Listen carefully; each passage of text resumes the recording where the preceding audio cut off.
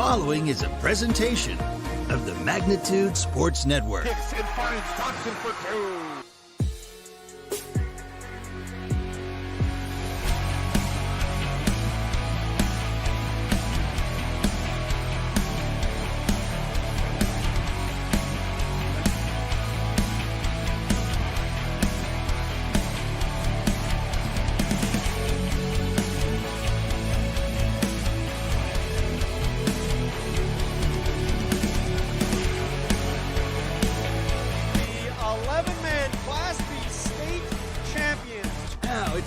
Time. Let's head up to the broadcast booth for the pregame show right now on Magnitude Sports. Hello and welcome into the U.S. Bank Stadium. I'm Jason Bill, joined today by Mike Mason. So we get ready to go. It's Class 3A state football action. The Dilworth Glyndon Felton Rebels with a record of 11-0 take it on the Fairmont Cardinals with a record of 10-2. Both teams played unique games to get to this spot. The Rebels with a thrilling 21-17 victory over the Esko Eskimos to get here in Brainerd. It was a unique contest where Esko led 7-0 after the first quarter and into the second half. But then the Rebels got going. Jordan Summers with a 1-yard touchdown run. And then it was Owen Leach connecting with Brady O'Keefe for a touchdown score that made it 14-7. But then the Eskimos came right back. Cohen Parrish on a 30-yard gain tied it at 14. The Eskimos eventually would take the lead at 17-14 in that fourth quarter. But again, it was Owen Leach hitting Nick Wally for a 85-yard pitch and catch. What a dynamic play. The linebacker on the coverage stopped, and Wally just was wide open. Atoned for a drop earlier in that game with that big catch to make it 21-17. And the Rebels would then hold late as the Eskimos marched down to the goal line, had first and goal, then a couple of penalties backed them up, and then it was an interception. And the Rebels advanced with that 21-17 victory over the Eskimos. The Cardinals, on the other hand, they did not have to work as much as the Rebels did in that one, as the Cardinals advanced with a 49-7 victory over St. Croix Lutheran. And the star of that game was quarterback Brendan Schmidtke. The sophomore was 11 of 12 for 301 yards with 5 touchdowns as he helped the Cardinals advance to the state semifinals, where they'll take on the Rebels. Late start here, Mike. Yeah. Game before us was a thriller. Minneota knocks off Fillmore Central 28-27. Went down to the wire. In fact, Fillmore Central, after getting stopped for a 2-point conversion with about 3 minutes to go, got the ball back, converted a 4th and 24 with a hook and ladder for 35-yard lines, had a couple of chances at the end zone, but couldn't strike, and Minneota held off the surge from Fillmore Central. I'll tell you this, if that teal green Falcons team was the Minnesota Vikings, I'd be very upset right now. It was talked about a lot in the press box because it was 28-27. They scored with about 3.5 minutes to go, and Fillmore Central elected to go for 2. To try and take the lead instead of the extra point to tie it. And if they would have, in theory, would have made the extra point, we would not be on the air yet, probably. Yeah, we'd probably be sitting through and getting ready for a couple of overtimes. But this one, Mike, it's going to be 2 contrasting type of offense. We talked a little bit about it. Brendan Schmidtke, the quarterback for Fairmont Central, has thrown for over 1,000 yards this year. He likes to chuck it, and it'll be interesting to see how DGF handles his passing ability, especially on the defensive side, and what kind of speed these Cardinals will have on the outside.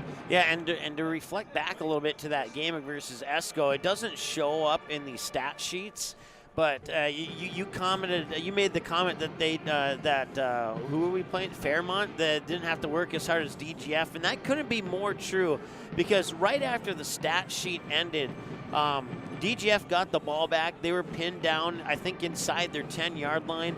And it was 4th down.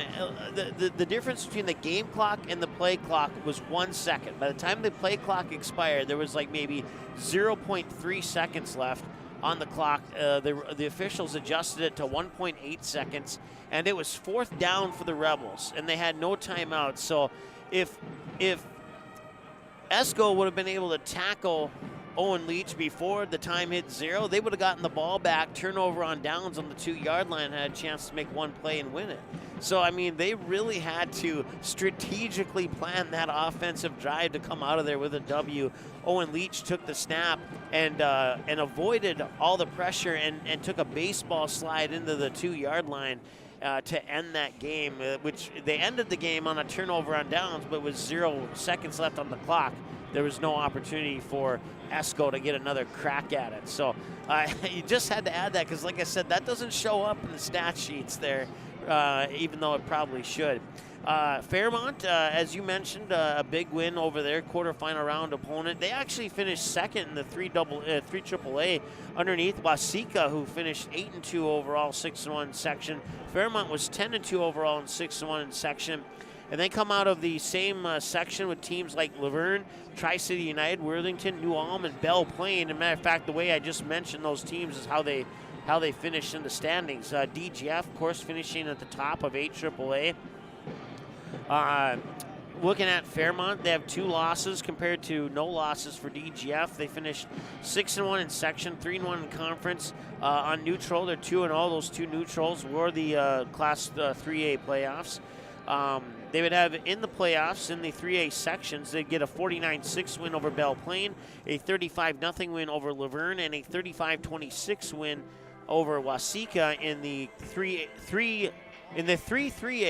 that one's hard to say, championship game. And then they would, as you mentioned, pick up that 49-7 win over St. Croix Lutheran in the quarterfinals of the state tournament, which brings them into today's matchup with DGF, who got a 14-10 win over Thief River Falls and a 7-6 win over East Grand Forks, and then that 21-17 win that we just reflected on over ESCO to bring them into today's game. So, you know, QRF ranking for DGF, 97.4. It's 86.8 for the Cardinals.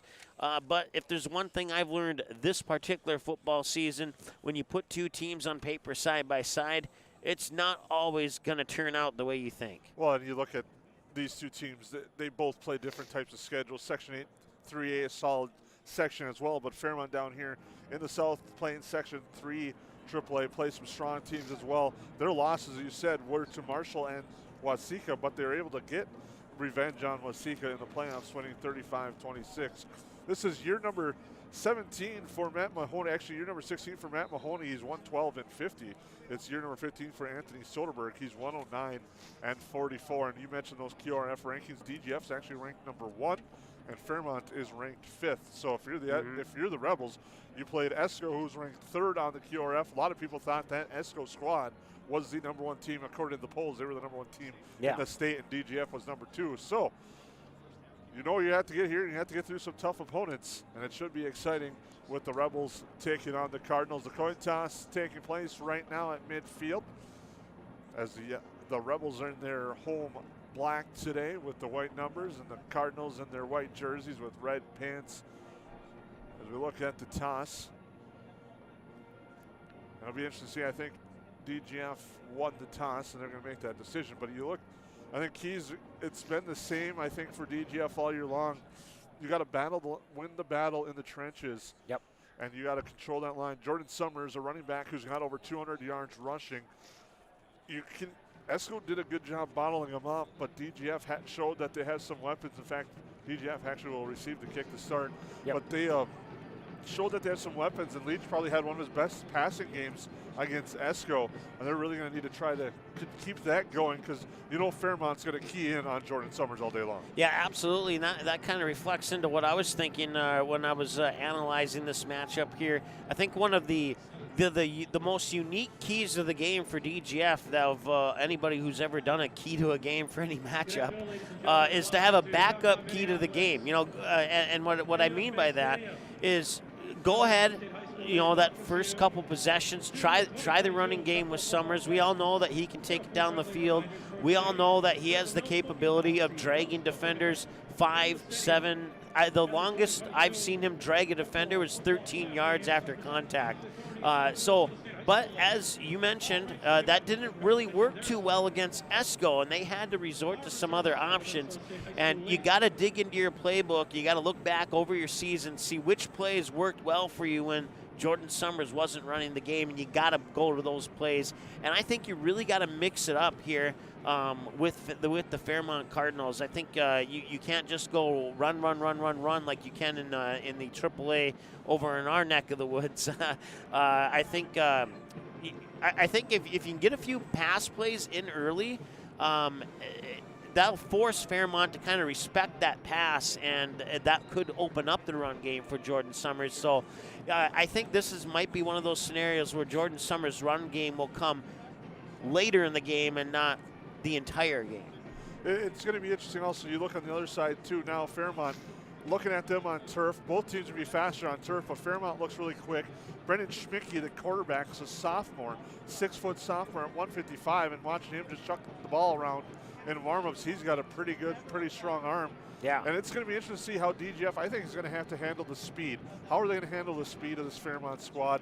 I don't think they've seen a team that's as quick as these guys have yet this year, so that will be a big interesting thing. We saw some teams earlier in this prep bowl that has struggled with speed, especially on the outside, and it'll be interesting to see if Fairmont's going to try to take advantage of that, and what will DGF do to try to bottle up that speed of the Cardinals. Yeah, and I think if they can control that, they still may find themselves in a situation towards the end of the game like they did with Esco, like they did with Hawley, where they were actually down and had to come back to pick up the victory here. But as you mentioned, those teams don't quite have the pace that the Fairmont Cardinals have. So that'll certainly be a part of this matchup that we'll keep our eyes on and see how DGF will handle it. There's no doubt about it. It should be a good matchup. DGF, let me look here at my numbers. For the most part, doesn't quite have the offensive firepower to put up the numbers that Fairmont has, but Fairmont's given up, I think, more, maybe just less points. DGF averaging 28.7 points per game on offense, while they allow their opponents 13.9. For Fairmont, they average about 32.7 points per game, but Fairmont allows their opponents about 12.6. So they score a little bit more and allow a little bit less than DGF does, but not by much. I mean, it's very close. 32.7, 28.7, that's 4 points. And then as far as what they allow their opponents, DGF allows just shy of 14, and Fairmont allows just shy of 13 points per game. So, I mean, like I said, when you look at the numbers on paper, it should be an interesting matchup here. I think it might be one of those type of games where it'll come down to the team who gets back-to-back possessions of offense without the opponent scoring in the middle, if that makes sense. We'll take a break, come back. We'll have the starts of our contest here on the DGF YouTube page and the Magnitude Sports Network, as it's the Rebels and the Cardinals here from US Bank Stadium.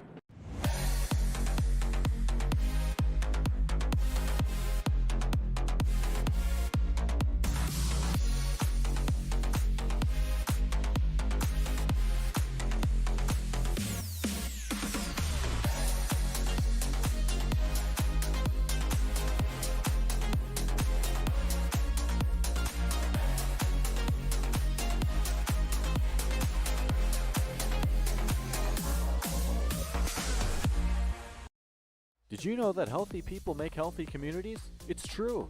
Choosing not to drink alcohol, not to vape, not to smoke, and making the choice to not use drugs are 4 of the best life choices you can make today. Did you also know that over half of your peers are not drinking, vaping, smoking, and are also choosing against drugs? If you are struggling with any of these choices, have a talk with a parent or trusted school staff member.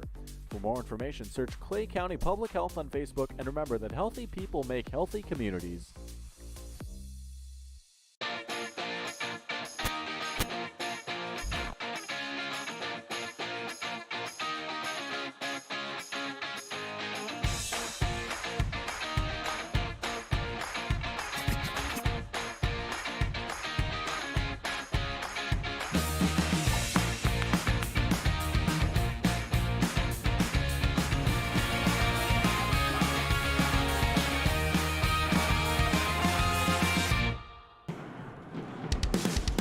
And welcome back into US Bank Stadium. We're moments away from the start of this Class 3A semifinal here at the US Bank Stadium. Jason Grove joined by Mike Mason as the Fairmont Cardinals with a record of 10-2, getting ready to take on the DGF Rebels with a record of 11-0. Both teams are lined up on their respective sidelines waiting for the introductions as they get ready to go for this one. Again, we're running about 51 minutes late due to some extended games. The first game today, which featured Deer River and Springfield, was a lot of points in that one, 64 points in the first half alone, and then there was much more in the second half. Don't remember the final score, but it ended up not being that close of a game, but Deer River battled towards the end, but Springfield picked up the victory there. And then this one, before this one, was Fillmore Central and Minnesota. Went down to the wire, and it was a big victory at 28-27, but now we're getting ready for Fairmont and DGF.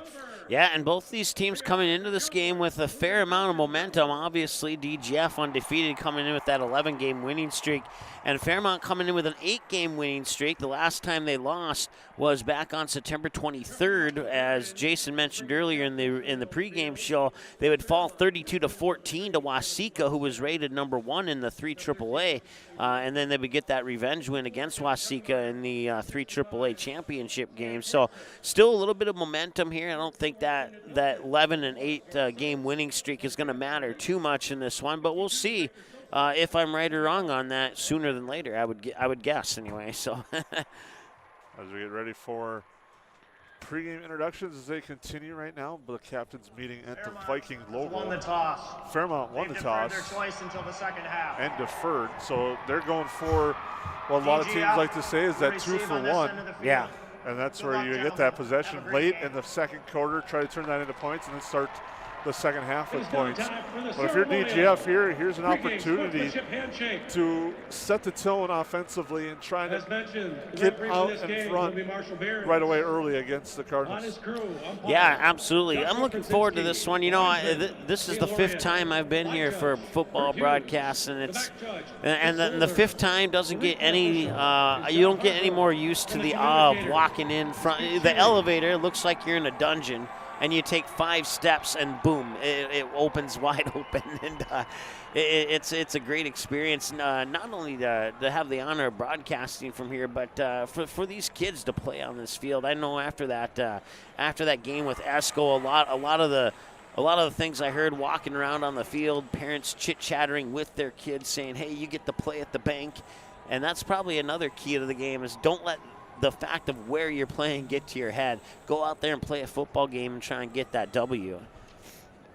It'll be interesting to see how this first drive plays out. The Cardinals will kick left to right as you are listening in. We thank you for tuning in on YouTube here to today's radio broadcast. The Rebels will be going right to left. Back is Jordan Summers and Nicholas Wally at their own 10-yard line, awaiting this opening kick from the Cardinals. 33, Nicholas Wally. Owen Burmeister seeing it up at the 40-yard line. Owen Burmeister will kick it off for the Cardinals. Cardinals, no strangers. They've been here a few times. I remember a few years ago they took on the Perham Yellow Jackets down here in the state tournament in the semifinals, came away with the victory, but eventually lost in the championship. Short kick, Wally will take it at the 15. Now up to the 25, cuts to the 30, he's got room, and breaks the tackle all the way down to the 36-yard line. Nice return by Wally to give the Rebels a good starting field position for their opening drive. Yeah, he had a lot of open room there, and those Cardinal white jerseys collapsed quickly there, and that alludes to that speed we were talking about. Any other opponent, he may have gotten an extra 20 yards on that return, but still a good return nonetheless. They send the man in motion. Handoff will go to Summers, right side across the 40, follows forward, cuts back to the near side, brought down at about the 43. A nice run there by Jordan Summers. Yeah, I would guess he's going to pick up about 5 on that play there. And, when I was a quarterback coach, I always said, hey, let's get 3 yards of play. That's what he needs. So. To the 42-yard line. We'll make it second and 4 at the 43. Leach in the gun, Wally in front, Summers behind to his left, handoff, Summers again right side, swarmed under right away, nice job breaking through by Hank Arts. Summers got nothing on that one. It's going to be 3rd down and 4 as Arts broke through. Officially they give him a yard, so it'll be 3rd and 3. Gain up to the 43. As the Rebels take their time, Leach getting the play call from the sideline. We'll see what head coach Anthony Soderberg and the Rebels have drawn up here on a pivotal 3rd down here, early 1st quarter. 10:48 and counting here live from US Bank Stadium. They send a man in motion, that's DeVries. Handoff, Summers left side. Breaks one tackle, the backfield, drives forward. Gets to the 50-yard line. Someone's helmet came off, and that is Summers, lost his helmet. So he'll have to come off for a play. But it is a 1st down for the Rebels. And I didn't catch the jersey number, but a Cardinal almost had Summers in the background. As I look at the replay, I still didn't catch the jersey number, but they had a hand on him in the background, but Summers, like butter, just let him slip through. It was number 23 who almost had the hands on him. That was Caleb Chambers who almost brought him down, and that was a big 3rd down. It was probably as it looks like we have an injured player down right now, but that first 3rd down play was probably the biggest play of the 1st quarter. Let's put it that way. Nice job by Summers to break that tackle, pick up the 1st down, a gain of 6. As he's brought down by Landon Meyerdirt. For the 1st down. It'll be 1st and 10 DGF at the 49 of their own 49-yard line as they break the huddle. Summers is out this play due to the helmet coming off. Leach under center. Wally the deep back to send a man in motion. Hand off to the motion man to the right side. Cutting up field with it was Brody Friend. Gets down to the 45-yard line. And a nice start to this drive for the Rebels as they continue to move the ball on the ground. It'll be 2nd and short. 2nd, we'll call it 4 after the gain of 6. Yeah, a nice handoff. Leach looking the opposite direction. Got a couple of those Cardinals to get fooled by that look, and then he takes off to the right side. So Summers back in. He stands to the right of Leach in the gun. Leach gets the snap, handoff, Summers left side, breaks a tackle, makes one man miss, but gets wrapped up right away. It'll be short of the 1st down marker. It'll be 3rd and 2. Stephen Mockestad, number 3. Mockestad in on the tackle. On the stop. 3rd and 2 at the 43 in the 1st drive of the game for the Rebels. So far, they've gone 5 plays, 21 yards. One thing I've noticed so far from Jordan Summers is how great he went on the exchange for the handoff. He just secures that ball and then he takes off. He's doing a really good job so far here early in this game. Summers lined back at the 50-yard line, gets the handoff. Right side, bounces it outside, has the corner, has the 1st down. Gets inside the 25, or inside the 35. Down to about the 34, and a nice run by Jordan Summers. Give him about 9, and it's a 1st down for the Rebels as they continue to move the change. Yeah, I'm really liking what I see on this 1st drive, and I'll be interested to see how the Cardinals respond when they finally get the ball back here. But they're taking up a lot of time on the clock here. Probably eating up just shy of 3 minutes on this drive. Summers with 5 carries for 24 yards on this drive. Gets the handoff again, straight ahead. Runs into a wall that time, gets maybe a yard as they're bottling him up there. But right now, DGF is averaging 5 yards a carry, but we got a stoppage. Defensive player, helmet off. The player losing his helmet was James Johnson. He has to exit for a play. For the Cardinals. And Rebels right now, 7 plays on the ground, 31 yards rushing, averaging 4.4 yards a carry. They'll face 2nd and 9 at the Cardinal 33 with 8:20 and counting in our opening quarter here from the bank. Summers the deep back. Send a man in motion, that's Wally. Hand off Summers, left side, slips down. Summers on the carry. Looked like he just lost his footing on that one. And he only gets a yard, so it's 3rd and long and another big 3rd down here, especially for the Cardinal defense. as it's 3rd and 8 at the 32. Probably 4-down territory, though, if you're the Rebels. I would agree with that. And this, I said earlier, that first 3rd down was the biggest play. Now this one becomes the biggest play of the first quarter here. That last 3rd down was 3rd and manageable. This one's 3rd and risky. It's how I like to put it.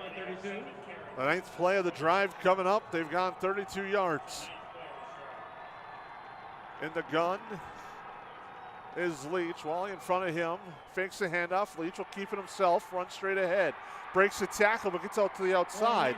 And is brought down at the 31. Fairmont not really surprised on that one, and it's going to be 4th down. Yeah, it sure looked like he picked up more than 1 yard on that play with all the movement he had to do on the field to get that 1 yard. That's kind of a disappointment. 4th and 7. And the Cardinal fans making a lot of noise on the far side of the field here at the bank. We're on the Rebels sideline press level, 3rd level of the bank. As in the gun is Leach. Looks left, has time, fires back right side, pass complete. And I think, did he cough it up? It's not going to matter. The pass was complete to Brody O'Keefe. He didn't have the first down. They're going to say he was down by contact. Yep. And it will be a turnover on downs as he was tackled on the far side. The ball did come up, but they said he was down. Leach had time. The play slowly developing across the other side, but a nice job on that tackle there by Makestad to get over there to bring down O'Keefe and stop this drive of 10 plays. And a turnover on downs will give it to the Cardinals. Not necessarily the worst idea there. I mean, you still pin them deep in their own part of the field there on a turnover on downs, and so now we'll get to see the Cardinal offense for their first time here, and I'll keep my eyes on what they're going to do. Handoff right side right away. Schmicke, the quarterback, hands that one off, and a nice positive gain for the Cardinals to start things off. Yeah, it looks like he got 3 for sure, maybe 4. As Elijah Johnson, the ball carrier. Elijah Johnson on the carry. Looks like they're going to give him 5 yards on that. We have a unique angle up here. We're in the corner, so it's kind of tough on the far side field to see exactly where they spot. Yep. As now they're going to go 5 wide receivers, 4 to the right, 1 to the left. Schmicke in the gun. He rolls to his right. Has time, fires, pass complete. The pitch and catch to Levi Pooley, and has a first down for the Cardinals. It's going to be a pickup of about 7 on that first down. And Schmicke, like I said in the pregame show, was 11 of 12 for 5 touchdowns in their 49-7 victory over St. Croix Lutheran in the first round of the state tournament. He's passed well over 1,500 yards this year. So far we've seen 1 slant pass from the Cardinals and 1 run play, and we'll see what this is coming up. 2 receivers right, 2 to the left. Schmicke in the gun. The ball is on the near side hash mark. They send a man in motion to the near side. Quick pass far side. It's caught. Breaking a tackle on the far side there was Pooley again. I'm guessing he picked up about 4 on that play there. Slow developing as they threw it from the near side hash all the way to the yard markers on the far side. But Wally and Summers were there for the tackle. It's 2nd and 6 on a gain of 4. Yep, as you said, ball placed on the 41-yard line. Looked like they were going to spot it at the 42, but as soon as they gain about another 10 yards, we can not have to guess on the spot anymore. Handoff Johnson breaks the tackle. Falls forward.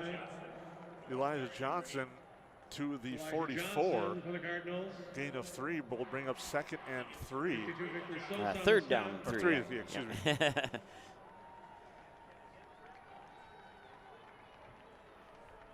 4 now at the 44.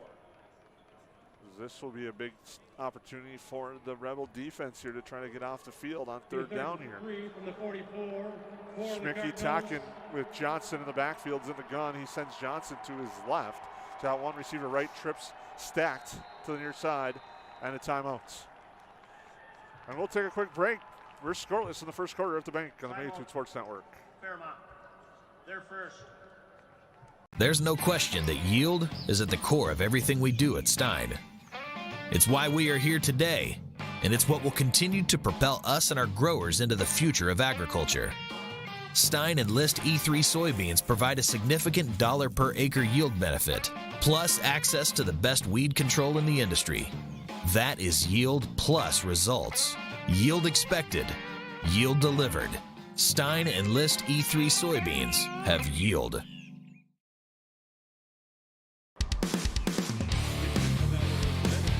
Welcome back.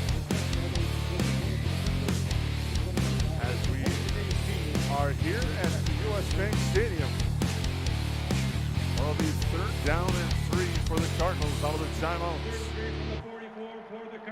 Schmickey sends a man in motion. He has 2 receivers left, 3 to the right. Handoff to the motion man on the near side.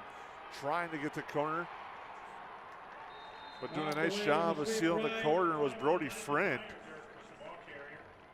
As Lennon Meyerdirk had the carry. And it's going to be 4th and about 1 after a 2-yard gain. Friend did a nice job keeping contained on the near side, wrapping up and holding on as Meyerdirk was trying to drag him forward. Yeah, I'm looking at, let's see here, that was Landon Meyerdirk, I believe is how you say it. Almost got a second opportunity to get his footing and take off down the field. But Fairmont in punt formation on 4th down. Now they're going to move the punter under center. Here's they see what they liked from DGF. Now they're going to take their time, run the play clock down. And now a flag comes in from that back official. That's going to be a delay of game. I'll back up Fairmont 5 yards. And we'll see what Fairmont elects to do with Jordan Summers back to receive the punt. So it moves it back to the 41. David Mockestad is in punt formation. Summers back at his 25 for this one. Ooh, and that's not a good kick. They're trying to keep it away from Summers. They did that, but punt goes out of bounds on the near sideline. DGF will get good field position as they mark it out of bounds at the 36. Well, so far, kind of a slugfest here. Both teams trying to establish the line of scrimmage right now. Yeah, two drives, one from each team, chewing up just shy of 7 minutes off the clock here. And, well, after a couple longer games, this kind of feels nice and from a broadcaster standpoint, but from a fan standpoint, you want your team to have points on the scoreboard. Summers the deep back. To the left is DeVries, to the right is Wally. Handoff Summers, follows his blockers right side. Now comes back left, cuts free, gets across midfield, and is finally brought down at the 49. And the 48, a nice nifty run by Summers. Going right, comes back, drags a couple defenders with him along the left side, and it's another 1st down for the Rebels. Well, if it's not broken, don't fix it. And, well, like I said in the pregame, try that run game, see if it works. So far, it's working. Summers 8 carries, 42 yards for the Rebels. Sees the deep back again. Leach, handoff, left side, Summers. Hops, skips, crosses the 45, gets brought down at the 42. Yeah, nice pickup of 6 there, and a nice job by the DGF offensive line to open up that hole on the left side of Owen Leach for Summers. It'll be 2nd down. And about 5. Scoreboard shows 15. Not sure what they're thinking there. Carries up to the 43. He's 2nd and 5. As Leach comes back with Summers behind him. Wally to the right, DeVries to his left. Handoff Summers. This time he goes right. Follows his block, cuts, and goes down about to the 40. Powers to the 39. So back-to-back pickups of 5 and 4 yards. It doesn't look like he should have that opportunity to get that many yards, to be honest with you. But his vision is something else, and he starts deeper than most running backs, so he gets that opportunity to get ahead of steam, and he's nifty. Rushed for over 2,000 yards this year, went over that mark against Esco. And he's adding to his totals here today at the bank. Gets the handoff again, left side. Follows his blockers, drive forward, takes a hard hit inside the 35 and gets to the 34.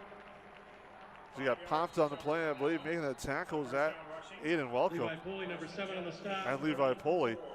It'll be 1st and 10 for the Rebels this drive so far. 4 plays, 30 yards. And it'll be 1st and 10. Ball at the Fairmont 34. Down to that final minute of the first quarter here. We'll see if DGF can get on the board before the first quarter ends. Leach, handoff, Summers right side. Fairmont does a nice job busting through that time for sure. Was Welcome. See Burnt just blazed his way through that Rebel line and got to him. Aiden Welcome, number 13. And Yeah. welcome Summers to the turf. Yeah, I don't think he got anything. I think he may have gotten back to the original line of scrimmage, but he definitely didn't get beyond that. No gain on the play, will be There's 2nd about and 10. a 4-second differential between the game and the play clock, so the Rebels will have to run a play. As it's 2nd and 10. Leach fakes the handoff, rolls left side. One-on-one on the outside, gets to the corner and gets driven out of bounds at the 25-yard line. He was one-on-one with Brock Luderman, made a nice move, but Luderman forced him outside and out of bounds. But it is a 1st down for the Rebels. I'll stop the clock with 10 seconds to go. They'll get to run one more play. That was a smart play there by Owen Leach. Fake that handoff to Summers, and then he just had like 1 or 2 guys to beat, and that one guy was able to tear him out of bounds. So 1st and 10 in the red zone, just outside the red zone at the 24. Summers will now enter the Rebels into the red zone and breaks outside Summers again, to the 18. He had a nice spin move at the end of that run before he was brought down. That will be the final play of our first quarter. 21, We're scoreless at the bank between the Cardinals and the Rebels on the Magnitude Sports Network. Corner and looks here, the first of 2 back-to-back. Buying, selling, or leasing commercial real estate or farmland in the Fargo-Moorhead and surrounding area? From office to retail, industrial to multifamily, commercial land to farmland. As the #1 commercial, sales, and leasing brokerage in the FM region, Goldmark Commercial has the experience and skills to handle all of your commercial real estate and farmland needs with the highest levels of customer service and marketing around. Trust the experts at Goldmark Commercial Real Estate to lead your team to success.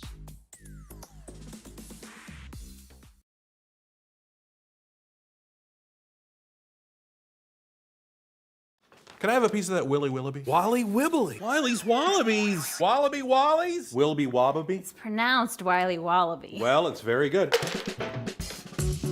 It's called Wiley Wallaby, and it's delicious. Well, welcome back into the U.S. Bank Stadium. We're scoreless after a quarter of play. Looking at the quick stats here, the Rebels in that first half, 16 carries on the ground, 73 yards with 5 first downs. Fairmont with just 1 first down on 3 rushing attempts and 2 passes. Handoff, Summers plows forward, has the first down for the Rebels. Correction was 2nd and 4 on the play. Summers again. And a nice strong run by Summers. The strive continues to roll. And that carry gains the first down. Summers right now for the Rebels, 13 carries for 61 yards. That was the 8th play of this 50-yard drive so far. Ball spotted at the 14. 1st and 10 Rebels. Ball at the Fairmont 14. Ball on the far hash. Summers gets the handoff from Leach, goes left side, cuts back right, is at the 5, drags the defender into the end zone, touchdown! Jordan Summers, a 14-yard score, and the Rebels strike first. Well, mentioned in the pregame show, try that run, see if it works, and it has worked so far. And that was another thing I mentioned. He didn't really drag the defenders, but he did make contact with several of them, and he was able to drag that final defender into the end zone from about 3 yards out, and now it's 6-0 DGF. Leach will spot. Leach to hold, off to kick.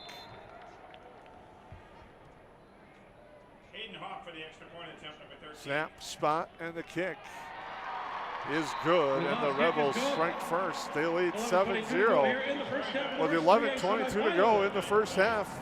Rebels up on the Cardinals 7-0 on the Magnitude Sports Network.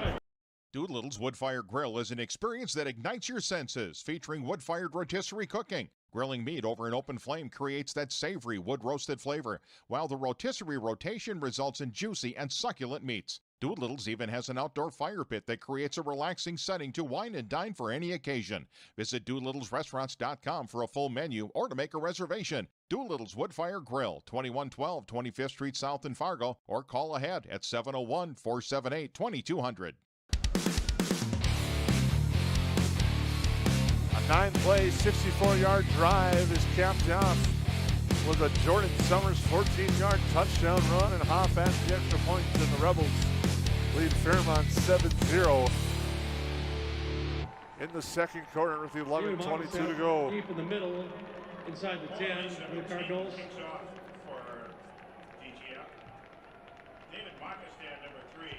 Mockastad back deep. He's at the 10. Leach ready to kick it off.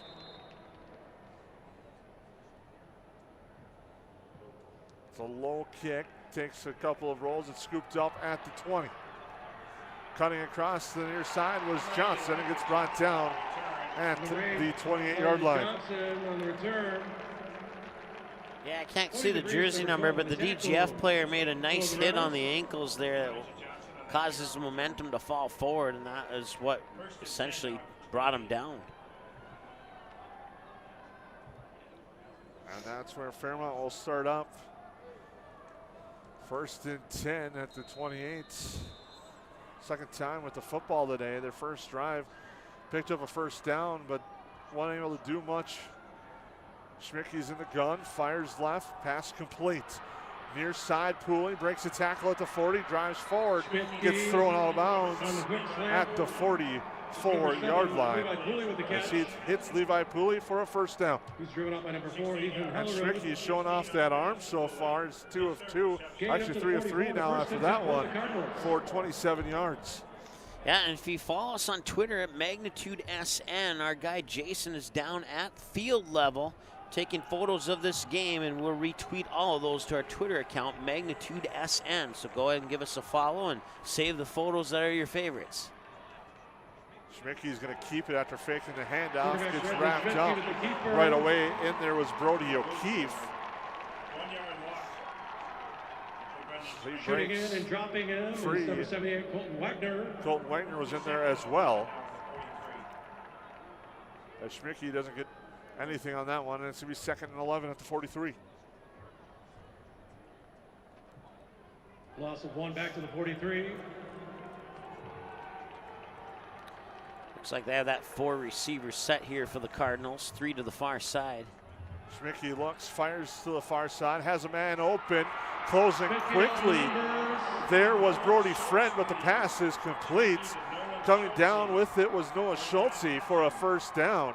And Fairmont quickly back in Rebel territory at the 38. On a 19-yard pitch and catch there.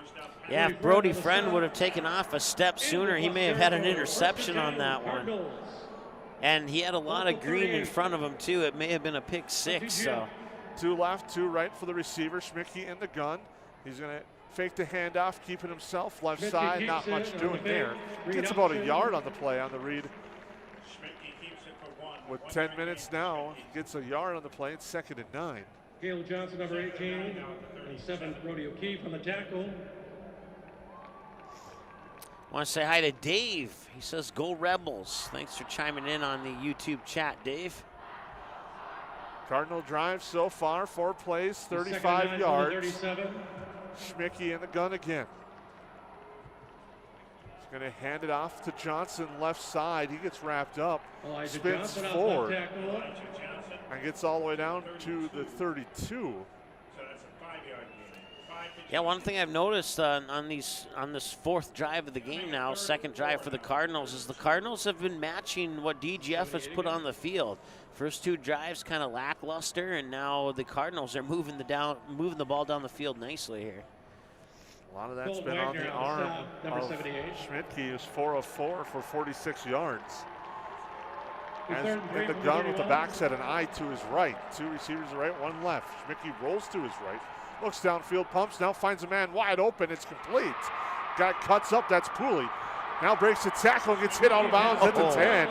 Takes a hard hit, but is a first down for Pooley. And the Schmidtke-Pooley connection strikes again. Yeah, Levi Pooley, a 5'10 junior who tips the scales at 145, but the force of that hit had to have been over 200 pounds. He went flying. Ball spotted at the 10. They say it's inside the 10, so it's first and goal. But Pooley once again with the reception.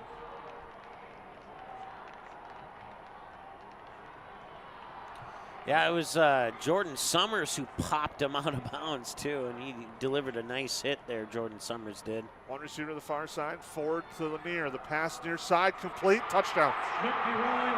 Schmidtke to Pooley for 10.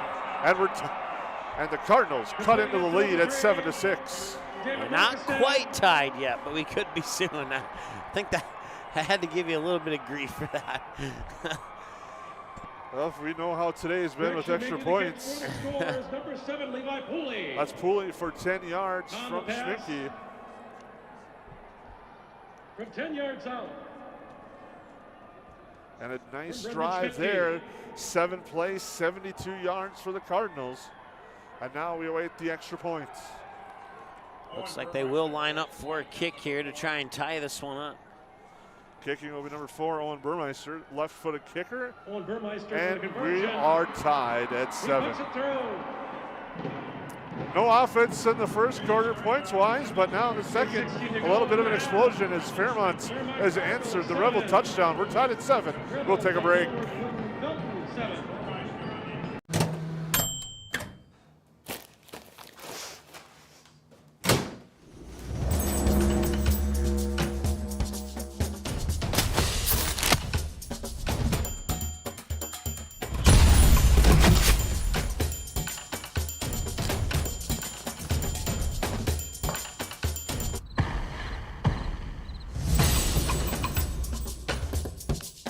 Do something with your hair?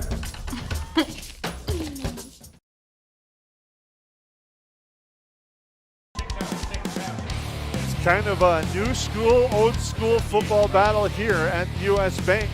The Cardinals throwing it around the football field, the Rebels on the ground. That drive again for Fairmont was 7 plays, 72 yards. Brendan Schmidtke is 6 of 6 for 78 yards. Levi Pooley, 5 receptions for 59 yards and a score. Answers the Jordan Summers touchdown run. And now Wally will be back with Summers to receive the kick from Burmeister. It's going to go to Wally at the 6. Fakes the handoff to Summers, comes all the way to the near side, trying to get the corner, but the Fairmont special teams unit did a nice job and bottled him up at the 11. Worst field position of the day for the Rebels. We'll see what they do with it. Going left to right here. Second quarter tied at 7, scoring again. It was a 14-yard run by Jordan Summers that started the scoring. And then it was the Cardinals through the air, Schmidtke to Pooley of 10 yards. And we're tied at 7. I want to say hi to Levi and Heath. Heath is informing us that the NDSU Bison have a 21-7 lead right now. Thanks, Heath.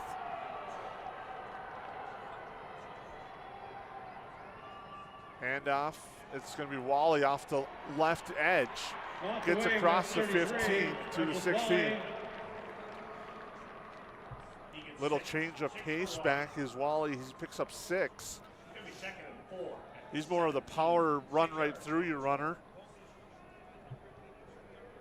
Summers mixes a little bit of that, but a little more cutting from Summers than you're going to see from Wally. Wally likes to lower that shoulder and initiate contact. Yeah, Wally had a big run against Esco too, and wouldn't be surprised if he broke one here today. Leach, as the play clock approaches 8, hands it off to Summers, left side.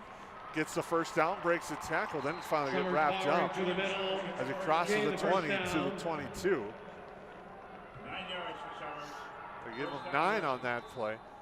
And you can see the Rebels, the difference here between the Cardinals, they're more quick strike. The Rebels more methodical. Yep. That's why I said in that, coming back to that commercial, it's kind of the old school football style against new school football. Where I think Schmicky wants to throw it every pass that he can for Fairmont. The sophomore is throwing 6, has completed all 6. Leach is 1 of 1 passing as well. Leach in the gun, Summers handoff, bounces it outside, now cuts back up at the yard marker at the 30-yard line, now gets wrapped up. Summers working the left side this time. To about the 27, or no, check that, the 37. It's 7 for Summers. Summers closing in on 100 yards in this first half. He's already got 17 carries. Looks like it's going to be second and about, well, it says second and 3, but the down marker looks more like second and 4 to me. So it's one of those two. We can tell you how much for sure. Leach turns, hands off, left side. Summers cuts, drives forward, gets brought down just shy of the 40. They'll give him the 40. And another nice run by Jordan Summers. Again, James Johnson with the tackle. Rush yards on the ground, 126 for DGF, only 15 for the Cardinals. And that goes back to what you were saying there. And, you know, if this pace continues here, that might be a little bit of frustration for the Cardinals, because they're getting the points quickly and DGF's getting the points slowly, and the defense is spending more time on the field for the Cardinals than the offense is right now. The first and 10 for the Rebels. Leach, handoff Summers, cuts out left side. The line that time of Fairmont was a little more stout on the front end, especially on that edge there. Summers crosses the 40 to the 42. It's 2. They'll give him 2 on that one. Summers now with 98 yards on 18 carries. Reminder, you can follow all the stats online on the league's website. DGF Click on the link. Be second and 8 from the 42. taking their time to the line, approaching the line with 12 seconds on the play clock. Fairmont looks like they're going to bring pressure. They do inside. Leach is going to roll out, fire a pass near side. It's complete. And get tripped up on the play was Bodie DeVries. DeVries brought down at the 43. Not much on that play though. DeVries kind of getting up from that tackle there and not quite, kind of not putting all of his weight on that one leg there, and but I think he's going to be okay. But I just noticed that when he got up. One of the things about a methodical, slow offense, when you have a tough play on first and second down, you're kind of backed up against it now at 3rd and 7 as the Fairmont Cardinal fans stand up on their feet on the far side and make some noise, but handoff Summers. The Cardinals get the stop that they wanted as Summers gets tackled across the 45 to the 46. It's going to be 4th down and 4. They'll call it as we approach the 4-minute mark. Interesting decision time for Anthony Soderberg. Where you're at in the field, it's close to midfield. Yeah. You know, I think the Cardinals have started to figure out that, hey, this Summers guy is going to get the ball a lot, and they're starting to close those running games. You're going to have to start seeing some passes here from the Rebels possibly. Rebels sent a man in motion, and now there's going to be a false start. Ooh, not what you needed. 4th and 4, now it's going to turn into likely a 4th and 9, and the officials are going to meet and discuss. The Cardinals may have jumped. We'll see. They may have. So I take back my comment. It does appear to look like it'll be on the Cardinals. Dead ball. False start. Oh, no. Number 1 in the offense. 5-yard penalty. They called Summers starting early in the backfield. Yep, he stood up and leaned back, and that false start. Yep. We'll make it 4th and 9 as the Fairmont Cardinal fans let them know that you can't do that. Back to the 41. And now the Rebels will be forced to punt. And back is Levi Pooley.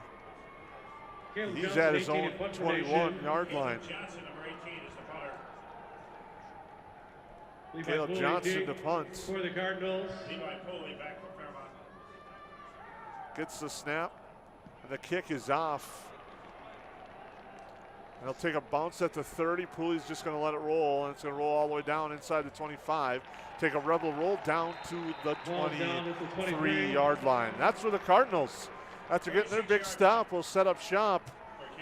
Approaching the 3-minute mark, and it'll be interesting to see how DGF responds defensively to what Fairmont did offensively, where they want to spread them out and throw the ball. Yeah, exactly. We'll see here. Well, like I mentioned a moment ago, they're quick, and we'll see if the DGF defense can stop those passes there, because they've been getting a lot of 4 to 6 yard passes and then extra yardage after the catch is what I've noticed so far here for the Cardinals. They'll work out a shotgun, it looks like. Schmicky fires right side. That's Johnson out of the backfield. Slips forward. And makes the reception, and that's a positive gain on first down as Schmicky hits Johnson. Yeah, and what just happened proved my point there. He threw that pass out to the far sideline. The pass went about 3 yards, and he picked up an extra 4 after the catch. Or no, he didn't pick up an extra 4. He picked up an extra 1 after the catch is what I meant to say. Handoff, Johnson breaks the tackle at the 30, and that's where he's finally brought down. He'll pick up about Johnson straight up the middle on the handoff. 1 or 2 on that play. We'll see. It looks like they're going to give him 1. Schmicky, the quarterback, 7 of 7 for 83 yards. Pooley's been his #1 target, 5 receptions. It's kind of unique. You look at the team stats. The Rebels have ran the ball 24 times. The Cardinals have only ran it 7. But through the air, it's 7 of 7 and 2 of 2. And the difference is there is the Cardinals are pretty much sticking to the air. On third down here, they send a man in motion left to right. Quick pass right side. They try to set up a screen. They do. Breaking 1 tackle, receiver on the far side. That was number 21, Landon Meyerdurk, on the reception. He broke that tackle, otherwise it would have been a loss of about 6. Yeah, I think he's going to be short. It's going to be about 4th and 1. But if DGF wouldn't have missed that tackle, it would have been 4th and 9, maybe more. Breaking through, doing a nice job was Caleb Johnson, just going to finish it off. That's going to be 4th and 1, and Fairmont showing punt with Makastad, but we saw earlier they one time went up and he went under center. Yep. And then they got called for a delay game as the clock approaches 3 at the play clock. He gets the snap, and Makastad will kick that one away. And Summers is just going to let that one roll, and it takes a Cardinal roll. Wow. And it'll be touchdown at the 21-yard line. So both defenses have responded to scoring drives. Ball's down at the 21-yard line. As we're tied at 7, under 2 minutes to go. Timeout situation.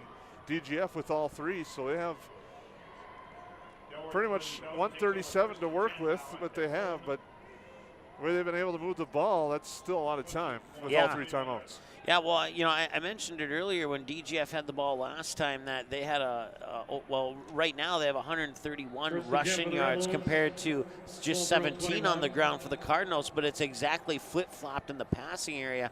Right now the Cardinals have 85 yards passing, DGF only 7 yards passing. Leach, handoff, Summers swarmed under at the 21. On the inside carry. Did not have much room to work at all there, did Jordan Summers on the inside handoff.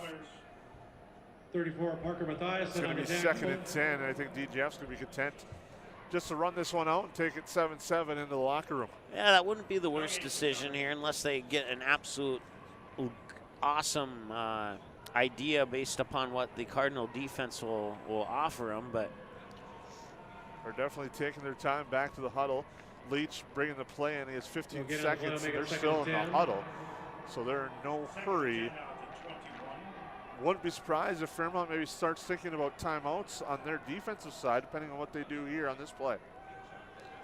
Handoff to the outside, and a nice stop there. As Wally was the carrier on the outside, didn't get anything, and there's a timeout called by Fairmont with 43 seconds to go as it's 3rd and long. We'll take a quick break. We're tied at 7 on the Magnitude Sports Network.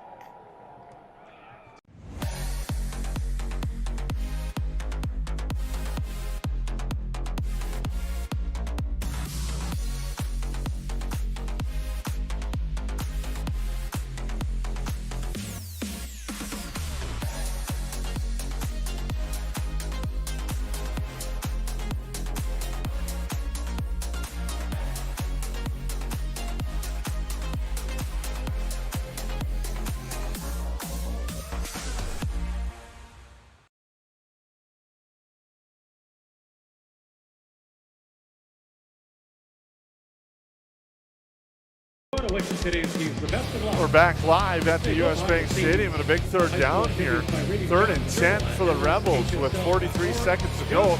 Rebels back at their own 20-yard line. And they say it's at the 21. Cardinals with one timeout, just use one there to get a stop. Yep. We'll see what they do here coming out. 3rd and 10 from the 21 for the Rebels. The timeout. Leach in the gun. A pass play here for 4 or 5 yards would not be a bad idea. They're just going to turn around and hand it off Summers. And he gets drugged down at the 26. And timeout called by Fairmont with 38 seconds to go. Timeout. Fairmont. It's going to be 4th down. Their 3rd and final. And 5. That's their 3rd and final timeout. We'll take a break because we're tied at 7 on the Magnitude Sports Network. Did you know that healthy people make healthy communities? It's true. Choosing not to drink alcohol, not to vape, not to smoke, and making the choice to not use drugs are 4 of the best life choices you can make today. Did you also know that over half of your peers are not drinking, vaping, smoking, and are also choosing against drugs? If you are struggling with any of these choices, have a talk with a parent or trusted school staff member. For more information, search Clay County Public Health on Facebook, and remember that healthy people make healthy communities.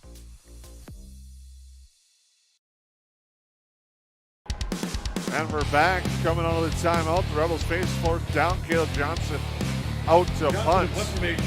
Levi Pooley back at his own 45. Quick strike offense by Fairmont.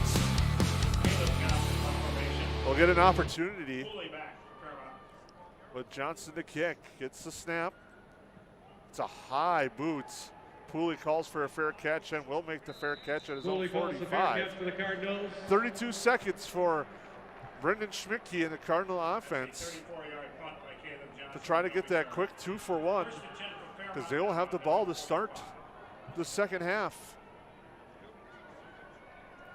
Yeah, this is a huge series here for the DGF defense. They need to keep this game tied at 7 going into halftime.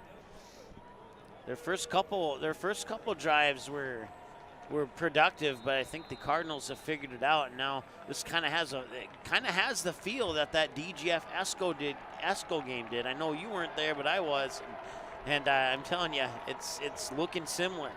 3 receivers right, 1 to the left side. Now make that 2 as they move a man into the slot. Does Schmidtke in the gun. Schmidtke's got plenty of time. Fires downfield. Pass complete. Nice pitch and catch. Making the catch again is David McIstad. And it's 1st down and 10. That play only took off 6 seconds. Now the clock starts. Schmidtke under center, and he'll spike it with 21 seconds to go. That will stop the clock, and the first time that Schmidtke's been incomplete comes when they're stopping the clock. You know, another thing, they can get another pass. If the Cardinals can get another pass like the one they just did, I don't know what they have for field goal kicking opportunities, but that might be something in the back pocket they can think about as well. 2nd and 10 at the 35. 4 receivers to the left, 1 to the right side.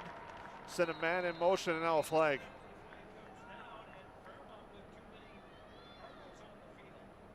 And yes, the Cardinals broke the huddle with too many men. Substitution infraction. So they had 12 on the field. 5-yard penalty. That will back them up. 2nd down. And a costly penalty for the Cardinals, but a good one if you're a Rebel fan there. Yeah.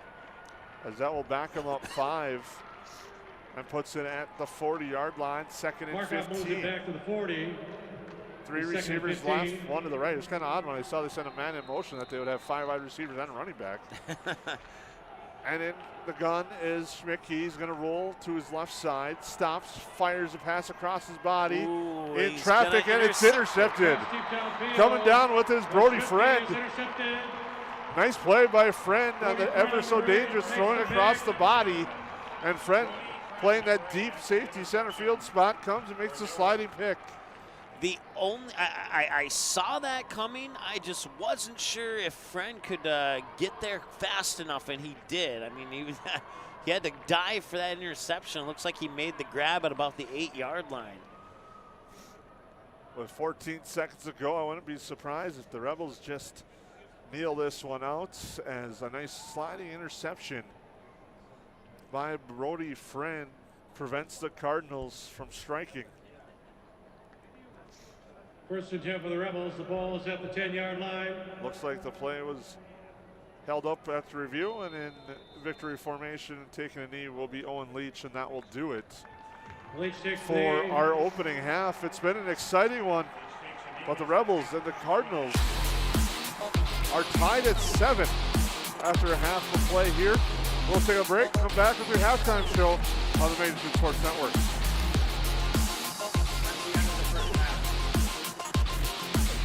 And at halftime, on the first of 2, 3 semifinals here.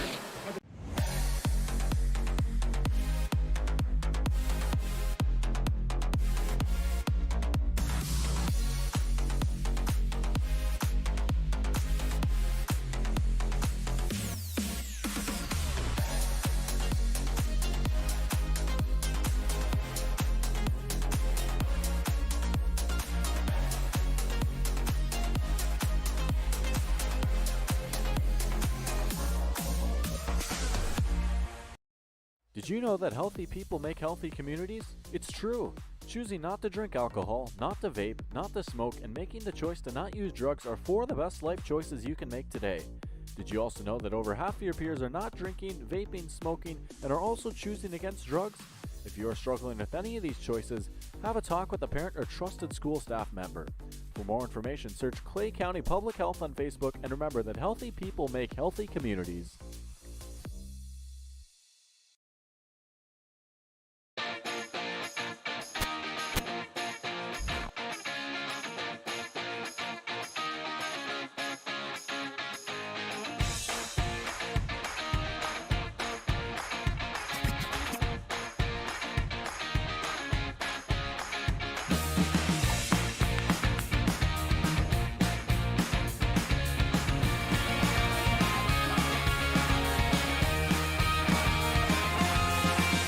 There's no question that yield is at the core of everything we do at Stein.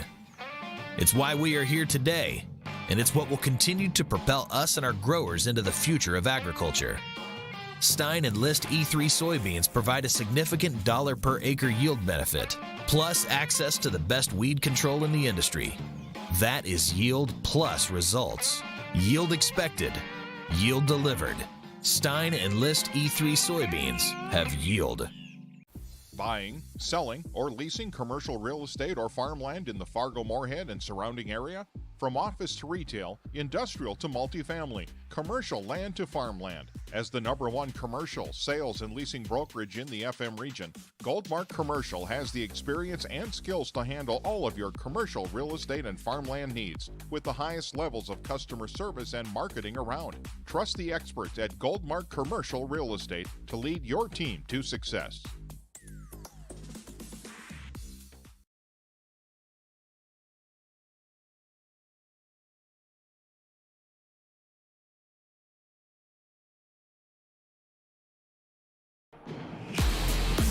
Welcome back.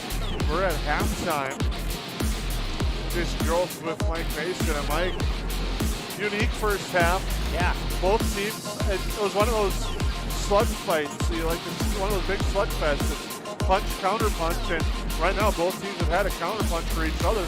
But it's two different styles of football today. Yeah, it's the slow grind and pound style of football for DGF, and it's the quick slant passes for extra yards after the catch, and it's like DGF's drives take up what feels like 6 to 8 minutes, and Fairmont's drives take up what feels like about 90 seconds almost. And I was going to lead into that time of possession in that first half. DGF 15 minutes 39 seconds, Fairmont 8 minutes and 21 seconds. And you just look at it on the ground. DGF 28 carries for 136 yards as a team. Fairmont 7 carries for 17 yards. But through the air, the Rebels are 2 of 2. And Fairmont 9 of 11 with 1 interception, but the yardage difference 105-7 through the air. And that last interception, nice play by Brody Friend. It was a big pick, but it was one of those that you knew that Fairmont was trying to do something quick because it was under a minute to go. I don't know if your stats show it or not, but I believe all 7 of those pass yards came in the first quarter. They had none in the second quarter for DGF. I want to say hi to Allie as well as Karen, and also an update. The Bison are up 28-7 thanks to Heath for that scoring update. But back to this game now. But if you look, one thing in this game that's been, we'll go over the offensive stats first for DGF. Through the air, Owen Leach is 2 of 2 for 7 yards. His top receivers are O'Keefe and DeVries. O'Keefe for 6 yards, DeVries for 1 yard. I don't know if you really could say it's top receivers when you are single digits when it comes to yards. But on the ground, it's been Jordan Summers, 21 carries, 106 yards on the ground. He's got a touchdown. Owen Leach, 3 carries for 18 yards. Friend with 1 for 6. Nick Wally with 2 carries for 6 yards offensively for the Rebels. Defensively leading the way in tackles, Brody O'Keefe with 4 tackles and the interception. That was Friend, excuse me. He has 4 tackles as well to lead the way for the Rebels defensively. On the Fairmont side of things, quarterback Brendan Schmidtke is 9 of 10 for 105 yards, 1 touchdown, 1 interception. On the other side of things, actually his number 1 go-to target is Levi Pooley. He's got 5 receptions, 59 yards, and a touchdown. And he's got 4 other receivers with 1 reception.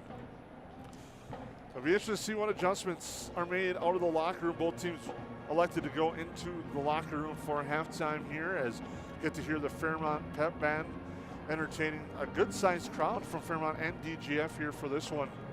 Winner of this will play either Watertown Mayor or New London Spicer in the championship on Saturday, December 3rd. I've been here for maybe 4 of the games so far, and all the opponents' fans who sat on the far side, they usually went from as we see it, left to right, the left side goal line to about maybe the 40. But the Fairmont fans here are taking up the whole football field on that side. As I look down below, well, I'll take that back. The band has the opposite end zone, but the DGF fans, as you mentioned, they've carried well here on the 220 mile some odd trip to Minneapolis too, as they filled up from that end zone down to about the 20-yard line on the opposite side. And I'm not sure who these yellow shirts are down here, but looking back on the first half of this one, it kind of reminds me of no game DGF has played this year, but 2 games that DGF has played this year. And let me elaborate a little bit on that. You go back to September 9th, when DGF probably had one of the best games I had ever been at for high school football, when they won 36-34 over Pequot Lakes. That kind of had a first half domination by DGF, and then Pequot Lakes would battle back, and the 2 teams would battle back and forth to the end of the game, with DGF winning it on an Owen Leach, I think it was Owen Leach, interception to secure the win. And then you fast forward to last Saturday's game when they played Esco, and they were down 7-0 at halftime, I believe it was. They tied it early in that third quarter, if I remember correctly. And then the 2 teams started battling back and forth again, and with each team getting a lot of play. And Esco did a little bit more passing in the second half than they did in the first half. And I'm kind of seeing that glimpse here. Fairmont did a lot more passing in the second quarter than they did in the first quarter. And Fairmont's finding that the passing is working to gain yards, but luckily for DGF, the passing isn't working to score points, as we're still at a 7-7 deadlock at this point. As like you said, Mike, we're tied at 7. We'll take a break, come back, a couple more keys as we get ready for the second half here from the U.S. Bank Stadium on the Magnitude Sports Network. Doolittle's Wood-Fire Grill is an experience that ignites your senses, featuring wood-fired rotisserie cooking. Grilling meat over an open flame creates that savory wood-roasted flavor, while the rotisserie rotation results in juicy and succulent meats. Doolittle's even has an outdoor fire pit that creates a relaxing setting to wine and dine for any occasion. Visit Doolittle'sRestaurants.com for a full menu or to make a reservation. Doolittle's Wood-Fire Grill, 2112 25th Street South in Fargo, or call ahead at 701-478-2200.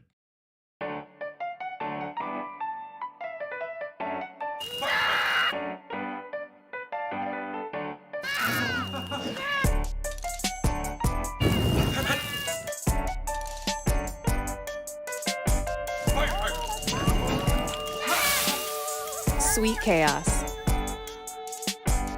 Delightfully disruptive.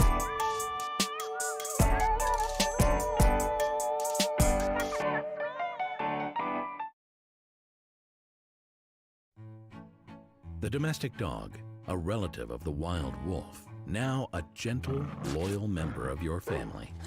And through the good times and the more challenging, we love them no matter what. That's why we feed them the best. Nutrisource is the kind of clean, premium food you'd feed a loyal pet who would follow you to the ends of the earth, even when you don't want them to. Don't just feed your pet, nourish their whole body. Nutrisource, where pet health begins. Did you know that healthy people make healthy communities? It's true.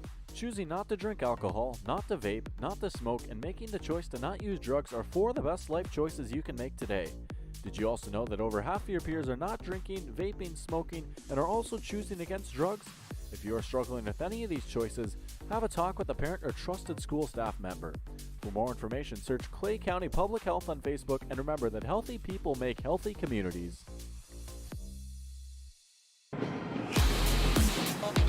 Well, welcome back inside the U.S. Bank Stadium.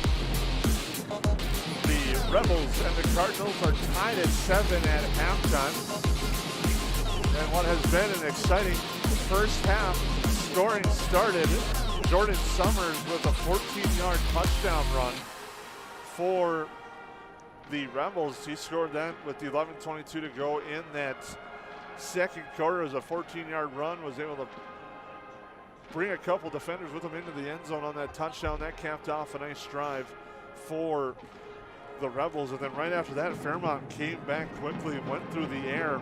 It was Schmidtke to Levi Pooley for a 10-yard strike, made it 7-7 after the extra point. And that's where we stand right now, as the Fairmont Pep Band is entertaining everyone with some country roads here, and it's kind of fitting before these two teams, between the Rebels and the Cardinals here, have both put in some miles to get to U.S. Bank Stadium. And also at a different bank just down the road, the Golden Gophers are losing to Iowa by a score of 10-0 in the second quarter. And if I would have been told that Iowa would score 10 points in a quarter, I would have wouldn't have believed you. But today is the day, apparently. I've been to a Vikings game at that field. That was when they played the Seattle Seahawks, and they missed the chip shot field goal to go to the next round of the playoffs, and the Seahawks won. And that was the coldest game, I think, in NFL recent history. And some guy in front of me spilled his, I'll say it's a beverage, onto my shoes, and it was -37, and my toes froze up. And I think I stopped at a Burger King, not to eat, but to just warm up my toes so I could make the rest of the trip to my car. Want to say hi to Allie. She's cheering on the 5'6" sophomore from DGF, Thomas Rader. Thanks, Allie, for listening in. Thanks to everybody else for listening in to this broadcast. It's always fun to get rid of the camera and just have a little bit less stress on the broadcast. But we know that you would rather see it than hear it. But thank you for the compliments, as we are supposedly doing a good job. Well, yes, thank you for tuning in wherever you're at and letting us into your home today to listen to this broadcast here from the U.S. Bank Stadium, where the Rebels and the Cardinals are tied at 7, and Fairmont will get the ball to start the second half. Both teams coming out for their extra session of warm-ups before we get ready to go for the second half. And keys to the second half, I think, if you're Fairmont, it's doing what you did at the end of that first half against the DGF offense, is bottling them up a little bit, not letting them get ahead of the sticks. And when I say that, you don't want to be, if you're the Cardinal defense, you don't want to see DGF having second and short, third and short. Towards the end of that first half, it was 2nd and 7, 3rd and 8, and Fairmont did a good job there. Defensively, if you're DGF, you need to find a way to slow down these quick slants and get some pressure. Get someone in Brendan Schmidtke's face. Yeah, I have not really seen, I can't recall the last time I saw the Cardinals run the ball. And they've been forcing the DGF defense to defend that pass. And I think one of the things DGF is going to need to do here is when they get the ball, because I believe the Cardinals get the ball here to start, but when they get the ball in their first possession of the second half, don't be afraid to open up with a pass. Something a little bit off to the left or right side maybe, and picking up 4 or 5 yards. and maybe another pass for another 4 or 5 yards. Because if you can get in a situation where Jordan Summers only has to pick up 2 or 3 yards on a run, then the Fairmont defense is going to have to look at both the run and the pass game. Right now, the only thing they have to worry about right now is the pass game, because DGF is going to be in a situation where they're going to have to be forced to pass the ball here if the run defense continues to hold as it had in the second quarter. Not so much the first quarter, but like I said, and I kind of alluded to this in the pregame show,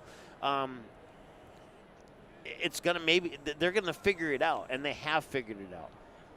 Brendan Schmicke, I said he's a sophomore all day long. He's actually a senior. I was reading an article that had predictions for tonight's game. They thought he was going to be the key, and an article said he was a sophomore, but that will happen sometimes. But Schmicke, Yeah. He's playing, I was going to say, wise beyond his years. He looks poised in the pocket, has good timing with his wide receivers, and you can really see that connection that he has with Levi Pooley. Pooley with the 5 receptions for 59 yards and the score. They click, and it's how is DGF going to counter and slow down that and stop that connection? Yeah, and I'm looking at the first down totals: 9 for DGF, 6 for the Cardinals, and that just, I mean, you could take away all the other numbers. You could look at those first downs, and you could look at the scoreboard, and that tells the story of the game. That pound and grind pace for DGF has earned them 9 first downs on 143 yards, I think it is. I can't quite read it from here, and I definitely can't read it down on this end because my view is blocked. But and then on the flip side there, you got 6 first downs for 122 yards. So, DGF has more yards of offense, but it has the feel that the Cardinals have the momentum right now, even though they don't have as many total yards. Well, we've seen that they can strike quickly, and that's kind of been the difference, the way they struck early in this one. With that drive, that touchdown drive was quick. But on the other side of things, DGF, methodical, takes their time, and that's why they have a 2-to-1 time of possession advantage. Yeah, and if the Cardinals do score here on this first drive and make it 14-7 or potentially 15-7 if they go for 2, DGF is going to be forced in that situation where they were against ESCO. DGF seemed comfortable until ESCO got the lead, and then they're like, okay, if we want to play in the next game, we're going to have to get to business here and get things done. That's kind of what DGF had to do against ESCO. I'm not sure if DGF wants to be put in a position to do that against the Cardinals based upon what I've seen from the Cardinals passing game so far. So the DGF defense, their first defensive stand on this first drive of the Cardinals in the third quarter here is going to be probably one of the keys to the outcome of the game here. We'll see. I mean, we still have 2 quarters to play, and a lot of things can happen in the game of football. But just reflecting back on that quarterfinal round game, I'm kind of seeing similarities here between Fairmont and ESCO. And DGF, I don't know if they can do that twice in a row. Drive summaries in that first half. Fairmont had the ball 4 times. Their first drive ended by a punt. It was a touchdown. On their second drive, a 7 plays, 72 yards. Their average time of possession has been over just 3 minutes when they've had the ball. They had a drive end by a punt and pick. DGF on the other side, a 5-minute drive that ended in downs, a 3-minute drive that ended with a touchdown, a 5-minute drive that ended a punt, and a 1 and 5 second drive that ended with a punt, and then a 14-second drive where they kneeled it out. As we get ready to go for our third quarter, the Rebels will kick off. Going left to right, the Cardinals will go right to left on your computer dial. And back to receive the kick is James Johnson, but the Cardinals have everyone pushed up. Johnson is at the 12 as Leach will kick it off. Takes a hop and a high hop and caught at the 21. Cut forward across 25 to the 29. On the return there was Landon Meyerdirk. And the Cardinals will start their first drive of the second half with the football at the 29-yard line. Yeah, nice return of approximately 8 there for the Cardinals, and the good news here is they're on the 29, so they got 71 yards to go, and I think the DGF defense can handle that. If they can maybe get their hands and bat down a couple passes, there's the 4 receiver set again. They set a man in motion right to left. And Schmicke's going to keep it himself, get wrapped up right away. Jordan Summers was in on the tackle. Excuse me, that was Brody O'Keefe on the edge making the tackle. Schmicke gets to the line of scrimmage. And it'll be 2nd and 10. Nothing there for Schmicke as he's working out of the gun. Sent the man in motion. Now the running back, Elijah Johnson, checks out for the Cardinals. Schmicke waits, gets the play from the far sideline, and brings it back to the huddle. And they're going to have to be quick as they're already down to 15 on the play clock. They'll send 1 receiver right, that's Makestad, and 3 receivers to the left. Running back to the right of Schmicke. Schmicke looks right, fires right, pass complete. Making the catch there is Landon Meyerdirk. He breaks a couple of tackles and will be short of the first down, but it'll be 3rd and shorts. Yeah, and that almost looked like a Jordan Summers as a receiver instead of a running back only for the other team. And I think the key here is, it's not the slant passes that are hurting DGF. It's the fact that they can't tackle the receiver when he catches the ball. And DGF has a man on that receiver, but they're not bringing him down. He's getting yards after the catch. And if they could bring him down and avoid those yards after the catch, DGF would be just fine, but we'll see what happens here. Ball on the right hash, man in motion, 2 receivers right now, 3 to the left as they send the motion man. Schmicke looked for the motion man, but pass complete. That's Pooley. I don't know how he caught that pass. In traffic, Levi Pooley makes the catch. Schmicke's first read was to go to the man in motion. That was Makestad, but it wasn't there, so he forced it to Pooley.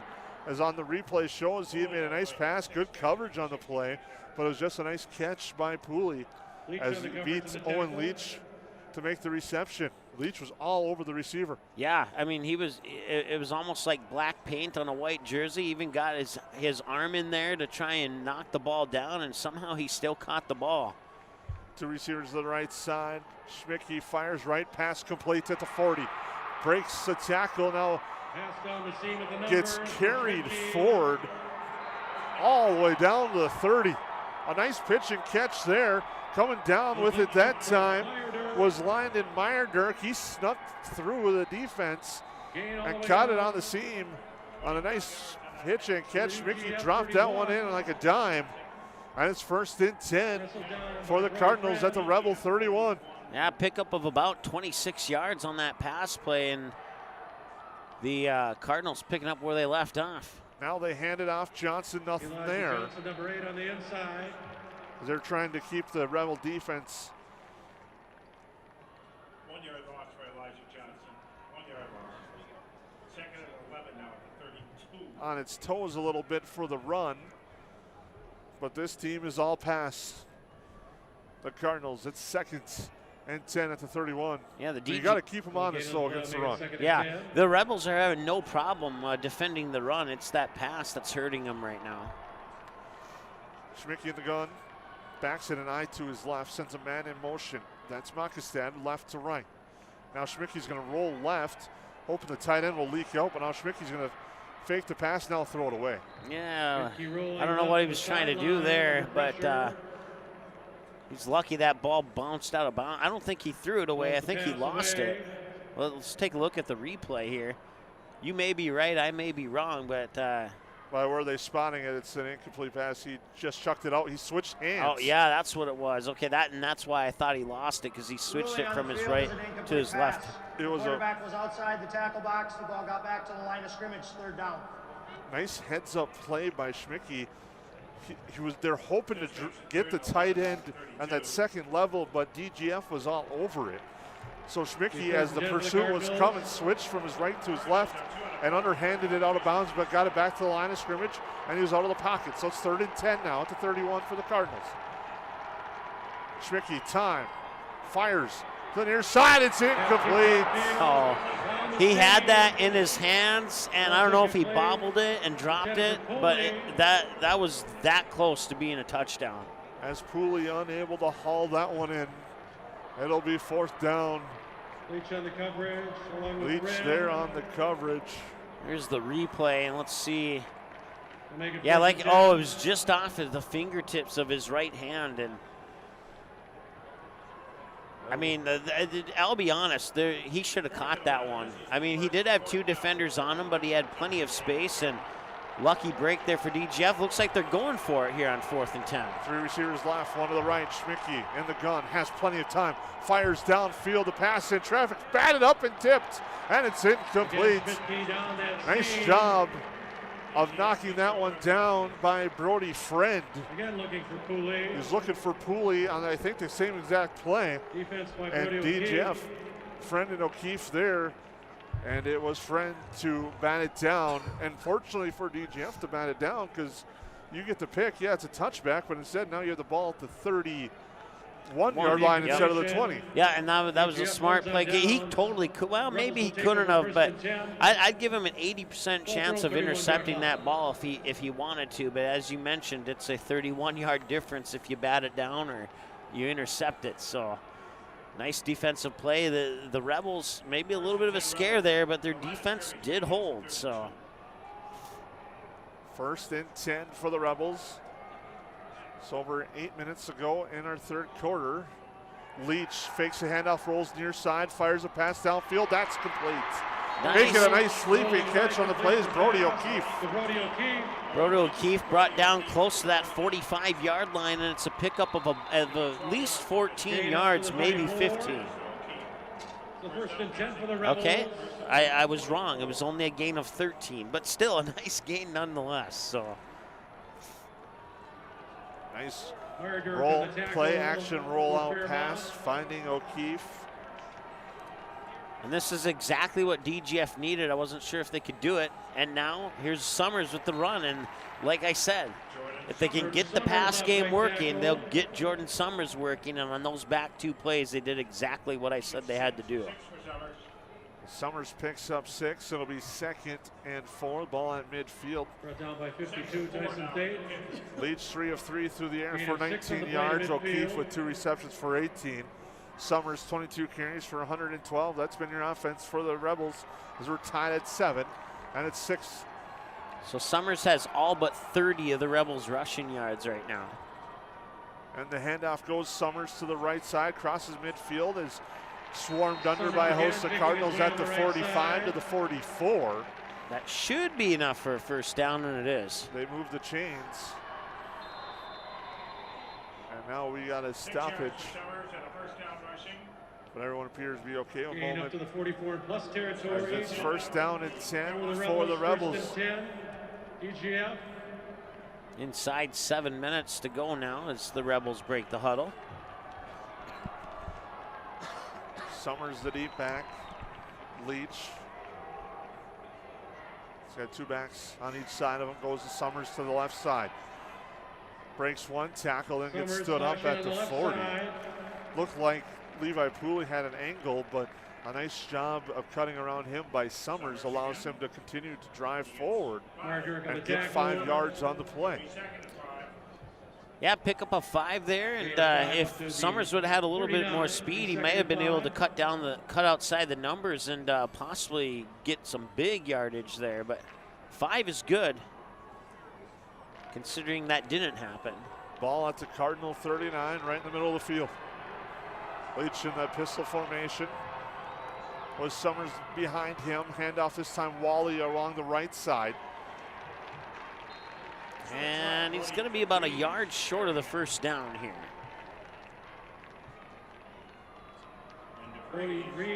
Actually, that was DeVries. They changed it up. He used to go into Wally on that one. They went to DeVries that time. It fooled me too. Don't feel bad. It'll be 3rd and 1. Johnson on the tackle. A big 3rd down here for the Rebel offense as they're looking to try and take the lead. Approaching the 5.5-minute mark here in the 3rd quarter. 3rd and 1. Leach, handoff Summers. Waits patiently, finds the hole, bounces it outside, gets the first down to the 30. Picks up. Go ahead. That first hole was blocked up, but he bounced it outside nicely and got the first down. Yeah, he needed one, picked up 5, and like I said, if you can get Summers in a 1 or 2 yard situation, that run game is going to work even if the Cardinals can bottle it up. 6 plays, 38 yards so far this drive for the Rebels. Tied at 7. The lone score for the Rebels was a 14-yard run by Jordan Summers in the second quarter. But the Cardinals quickly answered with a 10-yard strike. But now Summers again, tackled upstairs. Summers bucks the middle. Gets 2, maybe 3. Summers gets 3. I'll bring up second down and about 7 for the Rebels. Going into the end zone where we're located here on the near side, going left to right. As head coach Anthony Soderberg gives the play call to Owen Leach, who brings it to the huddle with 20 on the play clock. He's 2nd and 7. Summers at deep back. Wally DeVries next to Leach. Leach on the keep. Ooh. Cuts it upfield, but Leach on the keeper is stood up. Did not get much there, and it's going to be 3rd down. Maybe gets a yard if that, and it's going to be 3rd and about 6. Leach gets 1 yard gain. They almost had him from on the backside, but the Cardinals' front was stout there up front. Yeah, James Johnson was coming in from the far corner, and Leach caught him out of the corner of his eye and was able to escape that. Otherwise, it would have been a loss of about 6 or 7. They get 1. 3rd down and 6 as the Cardinal fans start to make some noise for their defense. Hand off Summers, and he stood up and gets nothing. The Cardinals are starting to bring some extra attackers on the edge, and they're doing a good job of getting home. And it's now 4th down. Yeah, and Summers loses a yard. I think D. Jeff goes for it here on this 4th down. That'd be my play call if I was calling plays. And it was Johnson that tripped him up. He brought the extra man off the edge. And he got to Summers and tripped him up, and now it's 4th down and 7. Ball at the 27. Leach under center, sends a man in motion. Rolls to his left, Leach has time. Fires to the far side, he's got a man open, it's complete, that's short, and Summers inside the 10 to the 6. Nice pickup there of about 21 yards on that pass play. Excellent. Down Rebels on the pitch and catch. Leach to Summers. They mark it down at the 8. And it'll be 1st and goal for the Rebels. Approach 2.5 to go in the 3rd quarter, and we saw this on the first drive of the 1st quarter. I don't remember the number of plays, but they chewed up, I think, just shy of 4 minutes. They've chewed up a lot of time on this drive, and they're on the doorstep of scoring. 10 plays, 60 yards. It's 1st and goal for the Rebels as the monitors go crazy inside the bank. Handoff to Summers, nothing doing. He gets brought down at the 8. Must be something for their light show tomorrow for the Vikings Cowboys. We'll roll with that. It's a good thing that's a 3 o'clock game instead of a noon. They have a little more time to work on it. They got it fixed. I was beginning to wonder if the power was going to go out here in the stadium. Be 2nd and goal. 2nd and 8 and goal at the 8 for the Rebels. 11 plays the drive so far of 60 yards. And they're going to take some time. Equipment will leave the play for 1 Now down. Owen Leach has to leave for a play due to equipment issue. So now if you're DGF, you might want to just call timeout to get him back out there, or they're just going to let it go. Yeah, 2nd and 8, or second and goal from the 8, I should say. And they're going to bring in Caleb Johnson. Saving the timeouts when you're tied at 7 is something I think you have to do in this type of game because it's going to come down to the wire. Yeah, I think that's a smart play. I mean, even if you hand off to Summers and hopefully get 3 or 4 yards off that run, and hey, what do you know? Let's hand it off and get a touchdown and give Owen Leach a little bit of a breather. Johnson's going to keep it himself, and get swarmed under at the 9. I think they didn't want to have him hand it off and screw up the exchange because he hasn't done it all day long. So safe play, true, let him keep it off the edge. He loses a yard though. Now it'll bring in Owen Leach back in for Johnson. Summers was the lead block. He picked up his block. A couple other guys didn't. But now it'll be 3rd and goal at the 9 and a big 3rd down play here for the Rebels. Tied at 7. They lose a yard on that play. I think you said earlier 11 plays for 60 yards, maybe 12 for 59 now. And then that goes to show you how hard it's been to get to this end of the field. Leach rolls right. Looking downfield, fires a pass complete to Summers, but he gets wrapped up right away at the 5. It'll be 4th and goal. On the reception was Brody O'Keefe. And it'll be 4th and goal at the 5 as O'Keefe makes a leaping catch, but the Cardinals did not let him get any yards after the catch. Yeah, you go, well, I mean, I guess it depends on how confident the coach is on the DGF defense. If you go for it on 4th down, or maybe you're close enough for a field goal to take a 10-7 lead. We'll see what they decide to do here. Looks like they're going to go for it. Now they're going to take their time. And now there's only 5 seconds left here. And they'll discuss it, switch the ends of the field. Now we'll do it for the 3rd quarter. We're tied at 7. Rebels on the door. Facing 4th down when we come back on the Magnitude Sports Network. 3/4 in the books here, the first of 2 3A semifinals. Towards the end of 3/4 here at US Bank Stadium. Fairmont Cardinals 7.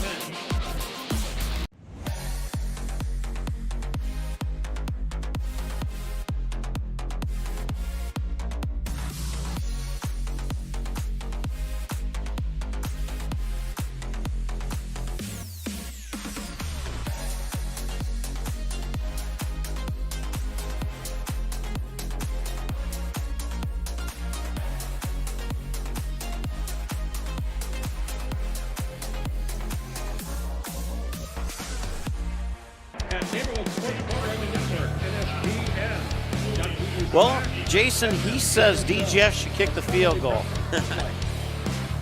But as I mentioned in that commercial break, if you would have told me this game was 7-7 after 3/4 of play, I would not have believed you.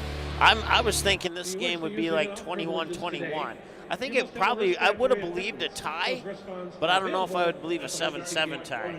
Well, they are going to line up for the field goal. Hoff is out to kick.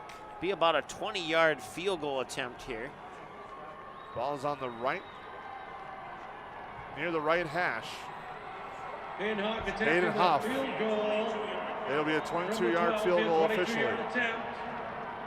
Snap, spot, kick on its way, and Hoff delivers. It's in. I wasn't sure. He was on the far right side. He had to definitely kick it left, and I thought for a moment he maybe kicked it too far left. But DGF takes the lead at 10-7. So Heath, you were right. It paid off. If we had points bets on high school, Heath would have won something there. As Hoff connects from 22 yards to give the Rebels a 10-7 lead to cap off a 14-play drive of 63 yards. And the Rebels take the lead. Time of last 4th quarter, 3 seconds. And that drive, it took 9 minutes and 14 seconds. 9 minutes and 14 seconds on the drive for the Rebels. Well, you know, and I think 9 minutes and what did you say for seconds? 14. 9 minutes, 14 seconds. If DGF can do that again, well, they won't have to. Yeah, they will have to do it again. It's a 12-minute quarter. But if they could do that again, they would be in a good position here leading 10-7, but right now their defense has to stand up. They need to get the tackles on those slant passes and not allow those extra yardage. Leach to kick. Another low hopper kick. Almost a squid kick there. Meyerdirk on the return near midfield, crosses midfield, inside the Rebel territory at the 47. And once again, some missed tackles are the stories there. If they would have tackled him right away, he would have been on the 35 on the other side of midfield there. And that's one thing DGF's going to have to work on starting now, going through this final 11:49, is tackling the ball carrier, because that's been hurting him. And I hate to say that over and over and over again, but it's the truth. Brendan Schmicke in the gun. He's got his back and an eye to his right. Two receivers left, one to the right side. He's going to roll to his right, look downfield. Fires a pass. There's a flag on the play. The pass is complete. And breaking the tackle and breaking another one is Pooley. He goes all the way down to the 20, but the flag is in the backfield, and I think it's going to bring it back. And once again, it's another case of not making the tackle. It would have been a pick. It's a pickup of 27 pending the flag, but like you said, Jason, I do believe that flag is going to be a lifesaver on this particular moment for DGF. Indication, I believe it's on the Cardinals. We'll get the official call in a moment. And here comes the call. Illegal formation. 5 players in the backfield. Offense. 5-yard penalty. First down. That is a lucky break for DGF, because like I said, he picked up 27, and even if there was no flag, it shouldn't have been more than a pickup of about 8 yards is where he caught that, and then he took it the additional yardage after the catch, and he broke like 4 tackles on that play. Markov will bring the ball back. Now, I can understand maybe not being able to bring down one particular player, but DGF is having a hard time bringing down any player with the ball right now for the Cardinals. That flag was a huge break for DGF. First and 15 for the Cardinals. 3 receivers to the right of Schmicke, 1 to the left. Ball on the far side. Schmicke rolls right, plants, fires near side, has the receivers caught. Crosses the 40 down to the 35-yard line on the pitch and catch. Hauling that one in is Landon Meyerdirk. And he picks up the first down. And just like that, the Cardinals in business again. A 15-yard gain. They needed 15. They got it.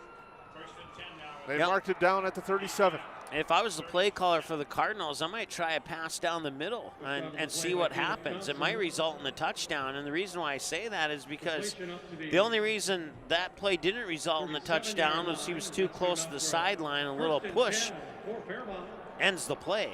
2 receivers left, 1 to the right side.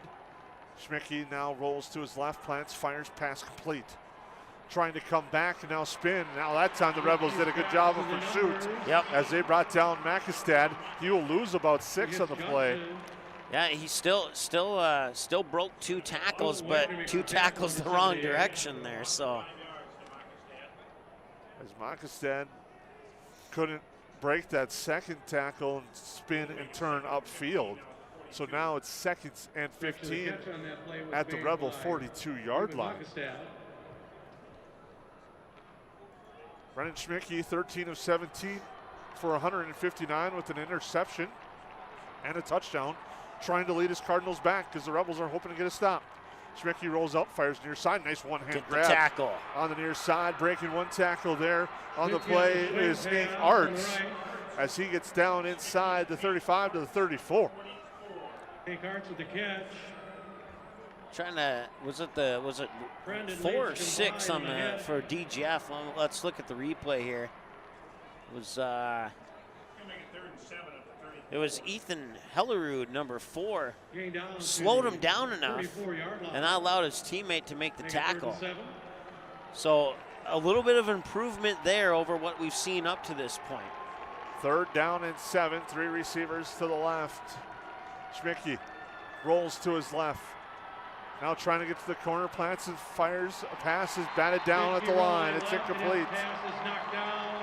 Nice job by Owen Leach there. I think it was Leach, yep. Oh no, check that, number Johnson. 18. It was Caleb Johnson who got his hands in the air and batted that one down. So 4th down and 7 and decision time for the Cardinals, and it looks like they're going to go for it.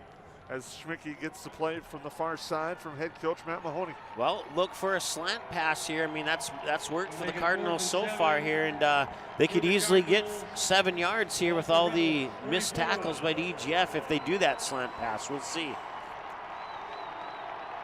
One receiver to the left, two to the right side, Baxton and I next to Schmicke. Schmicke drops back, has time, fires over the middle, it's incomplete, and there is a flag. Yep, I thought there was going to be a flag coming there, and that's too bad. If he would not have put his hands on the receiver, I still don't think he had any chance of catching that. Drew Sheely was all over Makestad, and now the officials will discuss. Yeah, because I don't know if that ball was catchable, so I don't know if it truly was pass interference or not. I think they just still might call the hold, even if it wasn't catchable, because Sheely was all over Makestad, and I believe they're going to call pass interference. And I think Sheely made it so it was uncatchable. Yeah, looking I would at agree that replay. with you. Yeah, looking at that, the second replay looked like that. The first one didn't, so good call there by the official. And in true wide receiver fashion, Makestad was throwing his hands up in the air looking for a flag. See a lot more of that here on Sunday, as it'll be second down, or it'll be first down and 10 for the Cardinals. Two receivers wide to the left side of the field. The ball's on the right side. One receiver to the right. And there's a handoff left edge. Cutting up field with that football there is Lennon Meyerdirk. He gets about 2 yards on the play. It'll be second and 8 at the 17. On this broadcast, we have one Vikings fan and one Green Bay Packers fan. I won't say who is who, but he's taking stabs at the Green Bay Packer fan is taking stabs at the Viking, and the Viking fan doesn't care. I'm just saying on Sundays you're going to see that from a pro receiver. I wasn't saying what team. Just saying you'll see that here tomorrow at some point. Shotgun snap. Schmicke's going to lose the football, and falling on the football is Max Baumgartner, as Schmicke knocked it out of his own arm as he was getting ready to run with it, and Max Baumgartner falls on top of it. Talk about another break there for DGF, and now if they can chew up 8 minutes and 25 seconds like they chewed up 9 minutes and some last time, they don't even need a field goal to secure the win.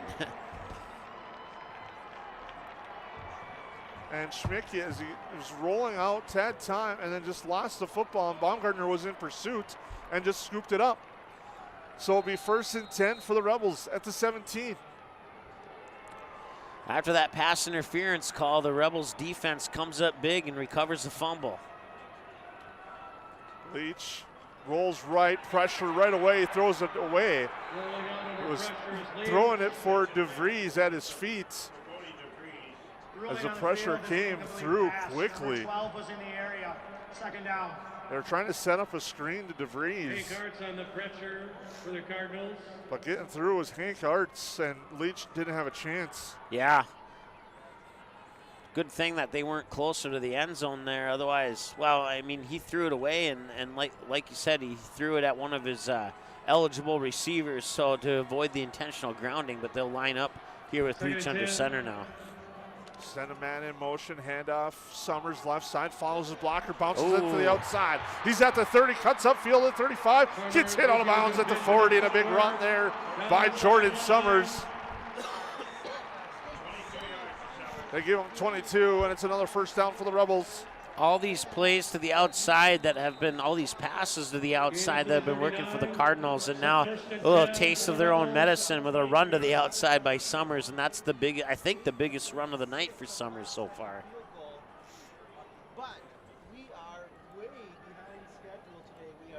Big run there by Summers. Give him 22. He now has well over 100 yards at 153 yards on 30 carries. Send a man in motion, make it carry 31. That 31 doesn't go as far as carry number 30. He gets a yard to the 40.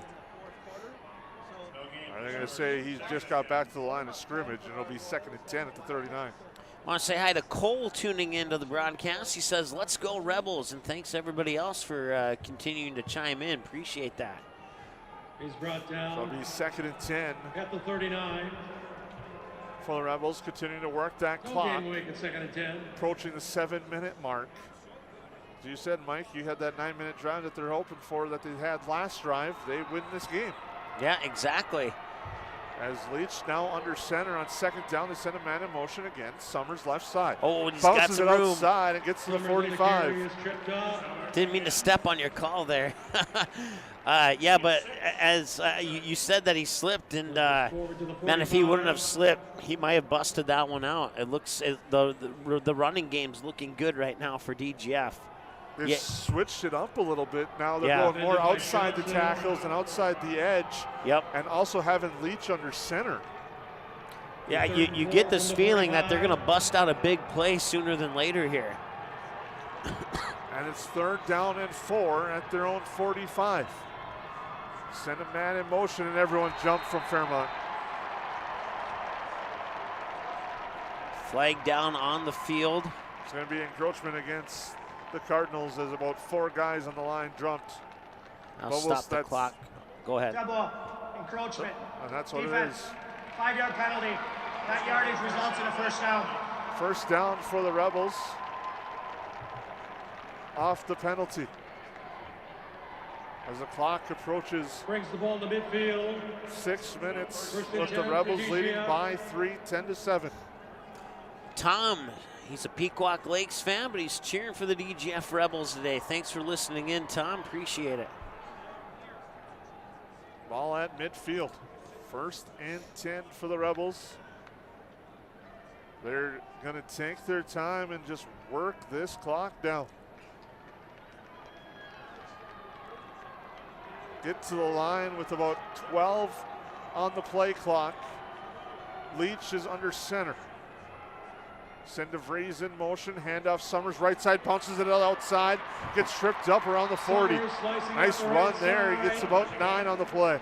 Yeah, 9 or 10, depending on where they spot it, but man, you know, it's the almost big plays, but a few more almost big plays and they'll be down in the end zone regardless. But now, Jordan Summers is down. Yeah, looking at the replay, it looks like his legs got squished up into his chest. And it's not good when they don't show it the second time, so we'll take a break and come back here on the Magnitude Sports Network.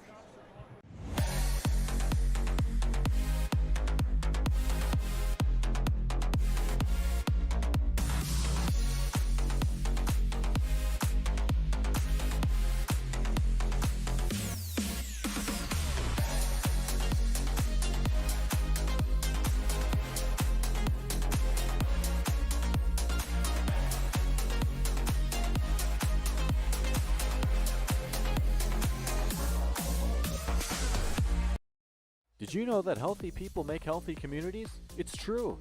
Choosing not to drink alcohol, not to vape, not to smoke, and making the choice to not use drugs are 4 of the best life choices you can make today. Did you also know that over half of your peers are not drinking, vaping, smoking, and are also choosing against drugs? If you are struggling with any of these choices, have a talk with a parent or trusted school staff member. For more information, search Clay County Public Health on Facebook, and remember that healthy people make healthy communities. Gain of 9 of the plays. Jordan Summers, the good news is he was able to walk off the field under his own power. A little bit of help, but 2nd and 1. I don't think it's anything serious. I wouldn't be surprised if he might be back. Well, we'll see. They're checking on. They have him on the bench, checking on the sideline right now. So he does have his helmet on, I think. But now Wally's the deep back for Leach on this 2nd and 1. Yeah, they're going to get the 1 easily. Gets the first down. Down to the 36. Again, Johnson on the tackle. That's a first down for the Rebels. Carried out to the 37. As they tend to Summers again on the sideline here. Summers, 33 carries, 168 yards and a touchdown. Yeah, one thing I noticed there's that particular running play kind of went up the middle. And as you mentioned earlier, they're going to the side with Summers, and as soon as Summers went out, they went up the middle and picked up 4 or 5 yards for a 1st and 10.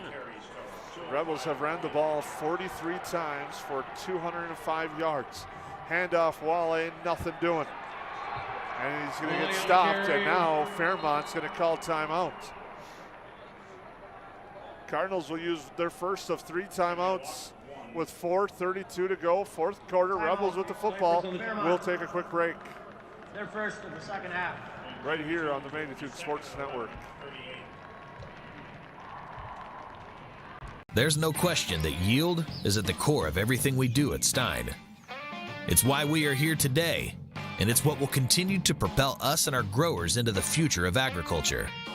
Stein and List E3 soybeans provide a significant dollar per acre yield benefit, plus access to the best weed control in the industry. That is yield plus results. Yield expected, yield delivered.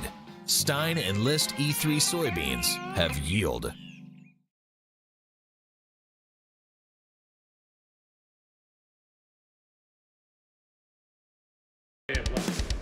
Welcome back here. The Rebels driving at the 37-yard line of Fairmont. Second down and 11.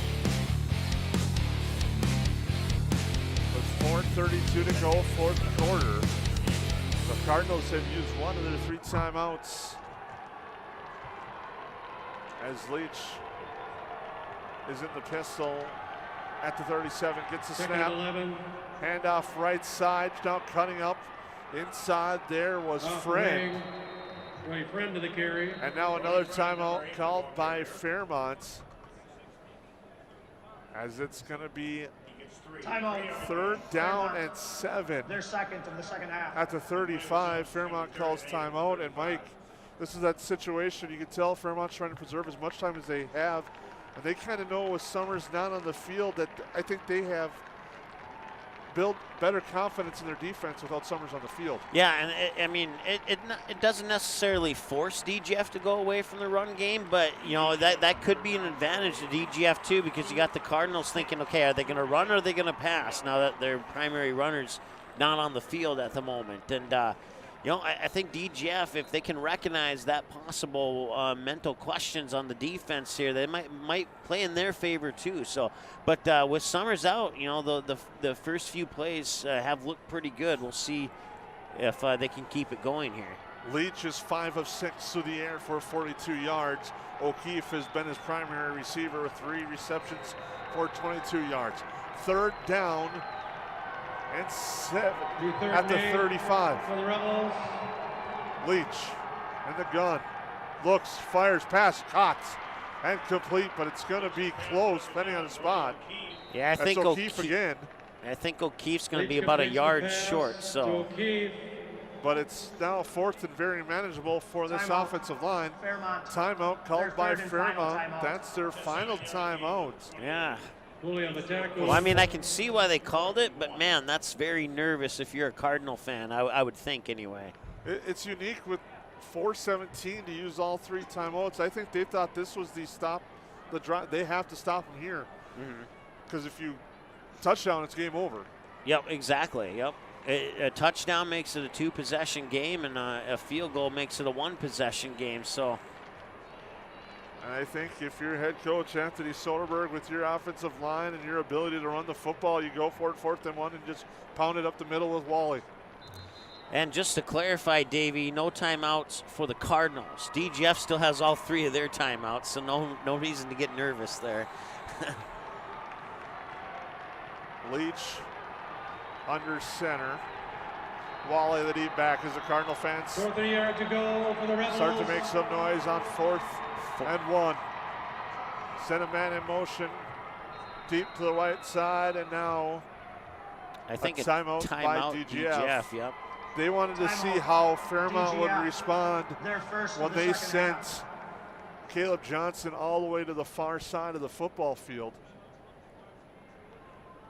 They wanted to see if Summers is working and testing his leg on the sideline. Yeah, and it looks like his leg's working pretty good. He's kind of taken he's taken sprints down the sideline from the 50 to the 30 and the 30 back to the 50, and every time he gets back to the 50, the 2 medical trainers will ask him some questions and he'll answer it.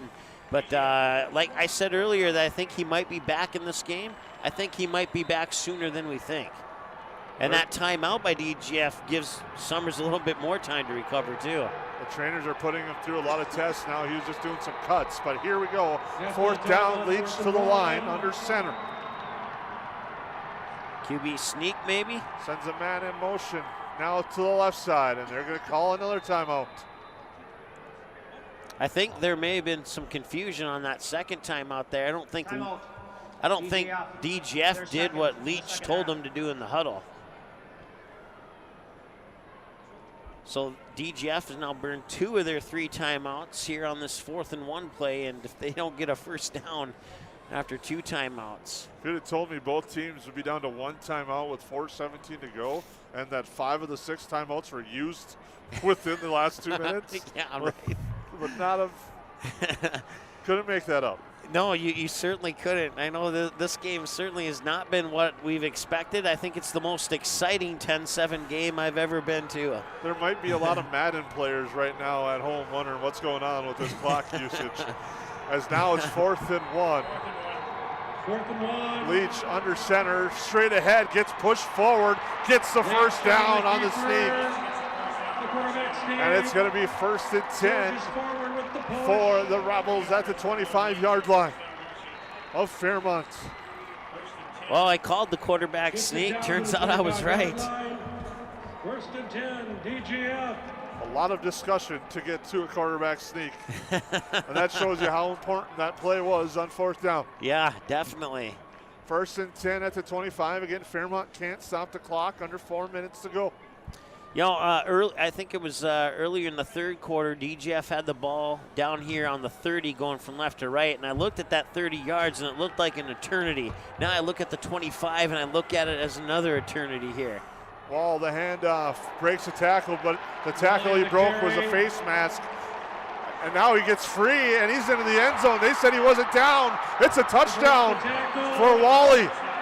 I'll admit, I went to my usual between plays routine there, and I totally missed that. I thought Wally was taken down too, and the flag is a face mask. They'll just decline the penalty, and it'll be 16-7. I think we'll have our first official review of this game. Well, here's the replay. So the handoff, yep, face mask in the backfield, easy call there. He never was down, and he just snuck through the line and goes to the right side. He got small and goes to the house. Wally, a 25-yard touchdown run. And the Rebels, as everyone stopped, but Wally takes it into the end zone. Everybody, even you and I think, stopped, and now here's the call from the official. The scoring play is under review. It's under review as we expected because of the way it was. Yeah. The thing they might, if they listen, did a whistle blow. That could be the key, is if a whistle is blown. So they're going to review this. He did not go down. He was grabbed by face mask. This might have been the quickest review. Wait patiently. The result of the play is a touchdown. And it's Wally from 25 yards. Face mask, number 13 of the defense. That penalty will be enforced 15 yards on the kickoff. We'll go to the try. And Wally just received a hug from Jordan Summers on the sideline there, and that penalty, you may have heard, is going to be assessed on the kickoff. So it's 16-7 DGF with the point after attempt coming up here in seconds. Off for the extra point.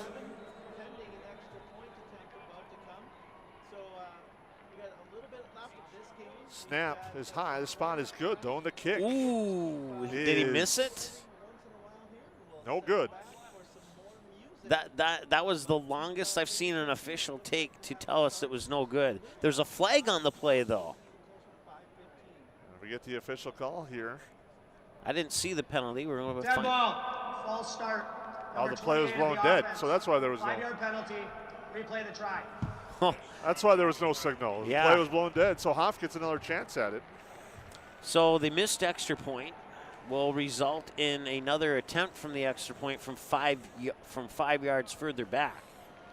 Make or miss. Well, there's still 3 minutes to go. We'll see what the Cardinals put together here. So maybe you do want to make it here. Snap, spot, kick. This time, oof. Yeah, I don't know if that was partially bad hold, possibly, but it just wasn't a good kick. It's no good to the right. The Rebels lead 16-7 after a 25-yard touchdown run by Nicholas Wally. And the Rebels lead by 9. We'll take a break on the Magnitude Sports Network.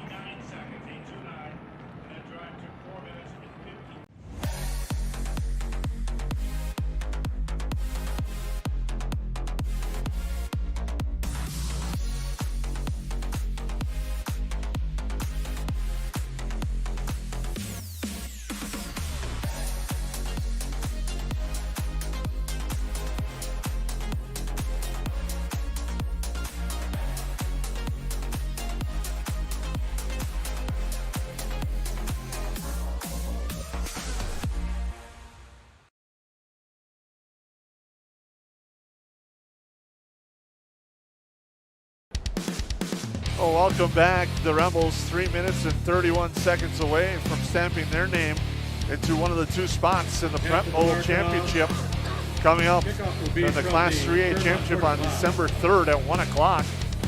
They'll play the winner of the next game between Watertown Mayor and New London Spicer, which was supposed to kick off 16 minutes ago. As Owen Leach will kick off from the 50 after the personal foul penalty was assessed. Oh, wow.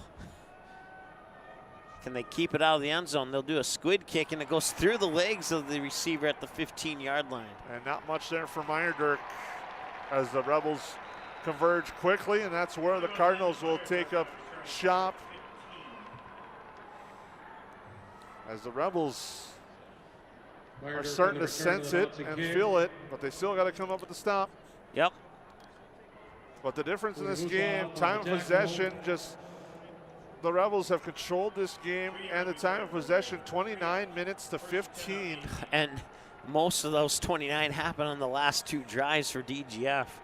47 rushing attempts for 235 yards. Fairmont 11 for 19 yards. Who would have thought that a run game would kill a pass game? That's usually not the sentence you say in a football contest. 5 wide for Schmicky. Fires deep down the middle, and Owen Leach with an interception. At the 50-yard line, Owen Leach has, well, I mean, there's still 3 minutes and 20 seconds to go, but Owen Leach has made game-ending interceptions on the last 3 games. Or last 2 games, possibly the 3rd with that interception there. And now there's a player down on the play. We'll take a quick break. The Rebels, with the Owen Leach interception, have the football, leading by 9. Did you know that healthy people make healthy communities? It's true. Choosing not to drink alcohol, not to vape, not to smoke, and making the choice to not use drugs are 4 of the best life choices you can make today. Did you also know that over half of your peers are not drinking, vaping, smoking, and are also choosing against drugs?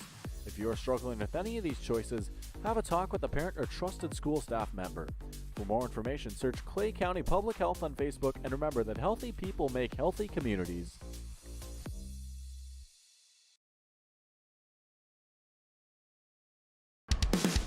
First and 10 for the Rebels. Handoff, Wale to the left edge, gets to the 49.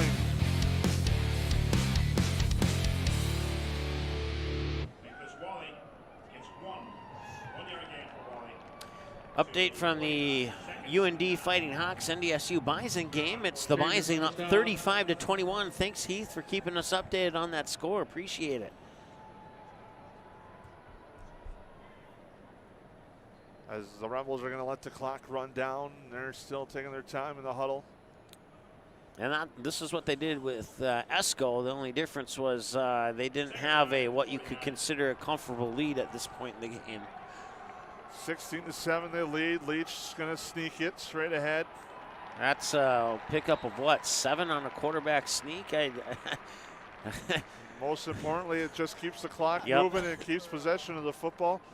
Again, looking on the sideline, Jordan Summers not on the field right now, but he looks like he would be able to go back in, not needing him right now, up by 9. Yeah. They're going to save him, and hopefully, and now this year, the extra week for the championship game will really help him and get fully healed for that Prep Bowl game, because this year the Prep Bowl's pushed back a week due to the Vikings-Patriots Thanksgiving Day game here at the bank. Yeah, and I mean, it's probably the first time an injury was a blessing in disguise. So And now a flag as Fairmont, I believe, jumped when the Rebels sent the man in motion. That's something they probably picked up on tape during practice and getting ready for this week, because a couple of times when the Rebels have sent a guy in motion, that offensive line has, or the defensive line has jumped into the neutral zone multiple times today, and that's another first down, and for all intents and purposes is the dagger. Yeah, I would agree. I mean, you can stop the clock with penalties, but you have to play defense on the other 3 downs. So. And now the Rebels will be in victory formation. They'll just have to snap it 2 more times. Yeah, minute 35 on the game clock and counting. The Rebels are moving on to the championship, to Prep Bowl 50, the Class 3A championship. You could stamp their name in. That means we'll have 2 games for you in 2 weekends from now. December 2nd, Barnesville versus Chatfield, and December 3rd, DGF versus to be determined. Leach takes the knee. A good showing for the Heart of the Lakes Conference. I know it's not for football overall, but the Heart of the Lakes Conference will have 2 of their schools playing for a state championship this year. Couldn't ask for anything better than that. As the Rebels will kneel it 1 more time. He'll be sitting in for Steele. He might start, but As they just got to let that game clock run under 40, then they'll take the knee, and that will do it. I want to say hi to Josh, who is chiming in on the YouTube chat. Says, see you next year, guys. Owen Leach takes the knee. And that will do it. I don't think they have to run another play. They do not. Game clock and the play clock is off, and that will do it. The Rebels will move on with a 16-7 victory over the Fairmont Cardinals. I was thinking 40 points in this game, and the 2 teams couldn't even combine for that. Which I don't say that in a negative spirit at all. This absolutely was not the outcome of this game that I was expecting. I'm not saying that DGF wouldn't have won or that Fairmont wouldn't have won. I just was not expecting a 16-7 game. This is just one of the weirdest games I've seen all season long, and I say that with positive intentions when I say weirdest games, because you see a lot of passing from one team and you see a lot of running from one team, quick strikes, and chewing up a lot of clock. Those 2 drives. The one in the 3rd quarter, that was 9 minutes and change, I think 9:14. And then their drive here in the 4th quarter, I think, took over 8 minutes. I don't know the official time on that. But those 2 games, or those 2 drives is pretty much, and the Owen Leach interception is what put the bow on this one. An outstanding game for the Rebels overall. We'll take a break, come back with your post-game show. The Rebels are advancing to the Prep Bowl as they move on with a 16-7 victory over Fairmont. We'll take a break on the Magnitude Sports Network.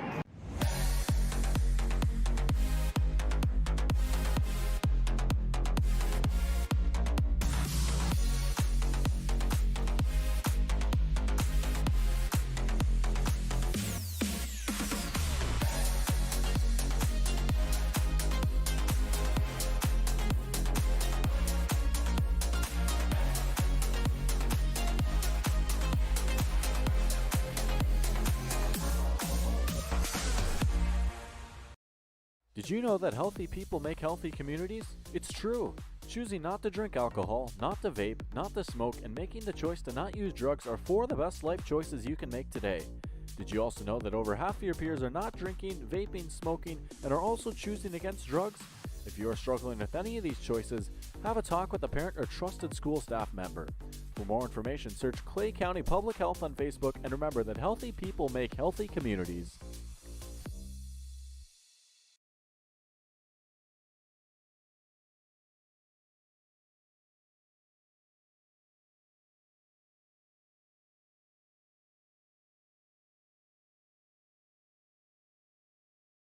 Doolittle's Wood-Fired Grill is an experience that ignites your senses, featuring wood-fired rotisserie cooking. Grilling meat over an open flame creates that savory wood-roasted flavor, while the rotisserie rotation results in juicy and succulent meats. Doolittle's even has an outdoor fire pit that creates a relaxing setting to wine and dine for any occasion. Visit DoolittlesRestaurants.com for a full menu or to make a reservation. Doolittle's Woodfire Grill, 2112 25th Street South in Fargo, or call ahead at 701-478-2200.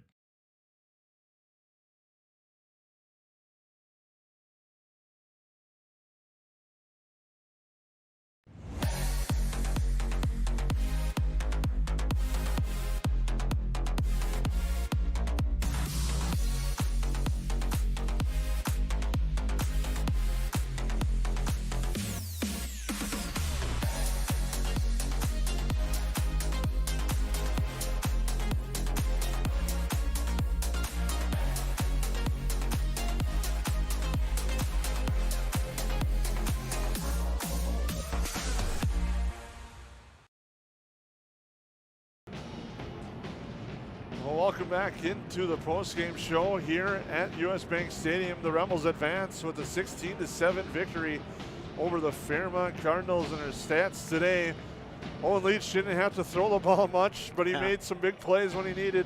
6 of 7 passing for 49 yards, but defensively he came up with a big interception that sealed this game. Yeah, and he's done that in the last 3 games. This one, the one against Esco, and then I forget the one they played right before that, but I know they had the first round bye, but it was the end of the regular season, I believe it was. Yeah, the game against, the game against Detroit Lakes. I wasn't at the game versus Thief River Falls and East Grand Forks, so maybe he didn't have it in the last 3 in a row, but he definitely had it in the last 2 games here. And we talked about, DGF was missing all those tackles on those pass plays to the near or far sideline, and we said that their defense needed to step up, and well, they waited until about 2.5 minutes left in the game, but their defense stepped up, and just a fantastic win here for the DGF Rebels. I said earlier that it was kind of a weird game. I think I may want to take that comment back. I don't think weird was the right word to use it. I was just kind of blown away by the final score, and that's kind of why I said it was weird. But I'll let you talk now. All right, Jordan Summers finishes the game 33 for 168 yards and a touchdown. He left to an injury, but he was tested on the sideline. I think he'll be ready to go in a couple of weeks on December 3rd. I don't want to make any judgments, but that's just from what we have seen from up here at the 3rd level. Nick Wally, actually his touchdown sealed it for sure. 5 carries, 35 yards or 34 yards on the ground and a touchdown.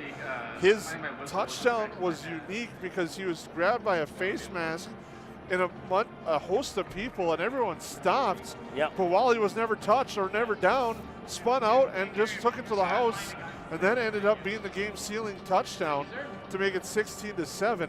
He finished with 5 carries, 34 yards and a touchdown. Summers again, 33 for 168 and a touchdown.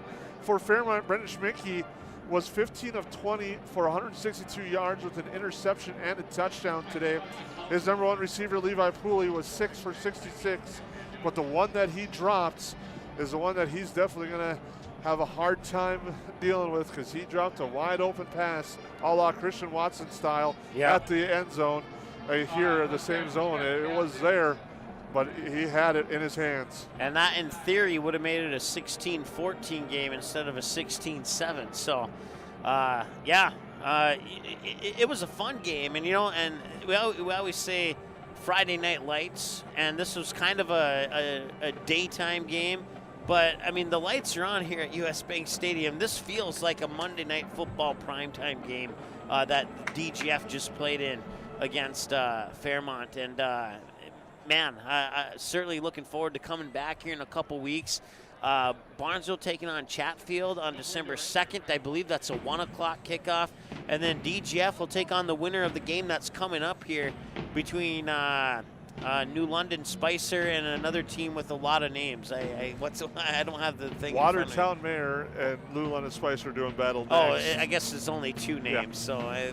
But Watertown Mayor and New London Spicer, they're on the field warming up now. We won't be bringing that game to you, but I think you can watch it online somewhere. And I don't know what the exact. We'll just leave it at that. Yeah. You can catch it online if you want to find out who DGF plays in 2 weeks. But Mike, thank you. It was a lot of fun today. Yeah. It's been a great game. The Rebels pick up the victory by a score of 16-7. They advance to the Class 3A Championship in Prep Bowl 50, Saturday, December 3rd at 1 o'clock at the U.S. Bank Stadium. For Mike Mason, I'm Jason Grohl. Thank you for tuning in. Have a good night, everyone.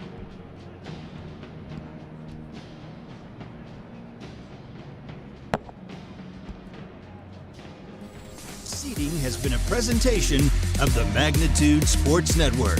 Don't forget to subscribe, click the bell, and visit our website at magnitudesn.com for a schedule of our upcoming broadcasts.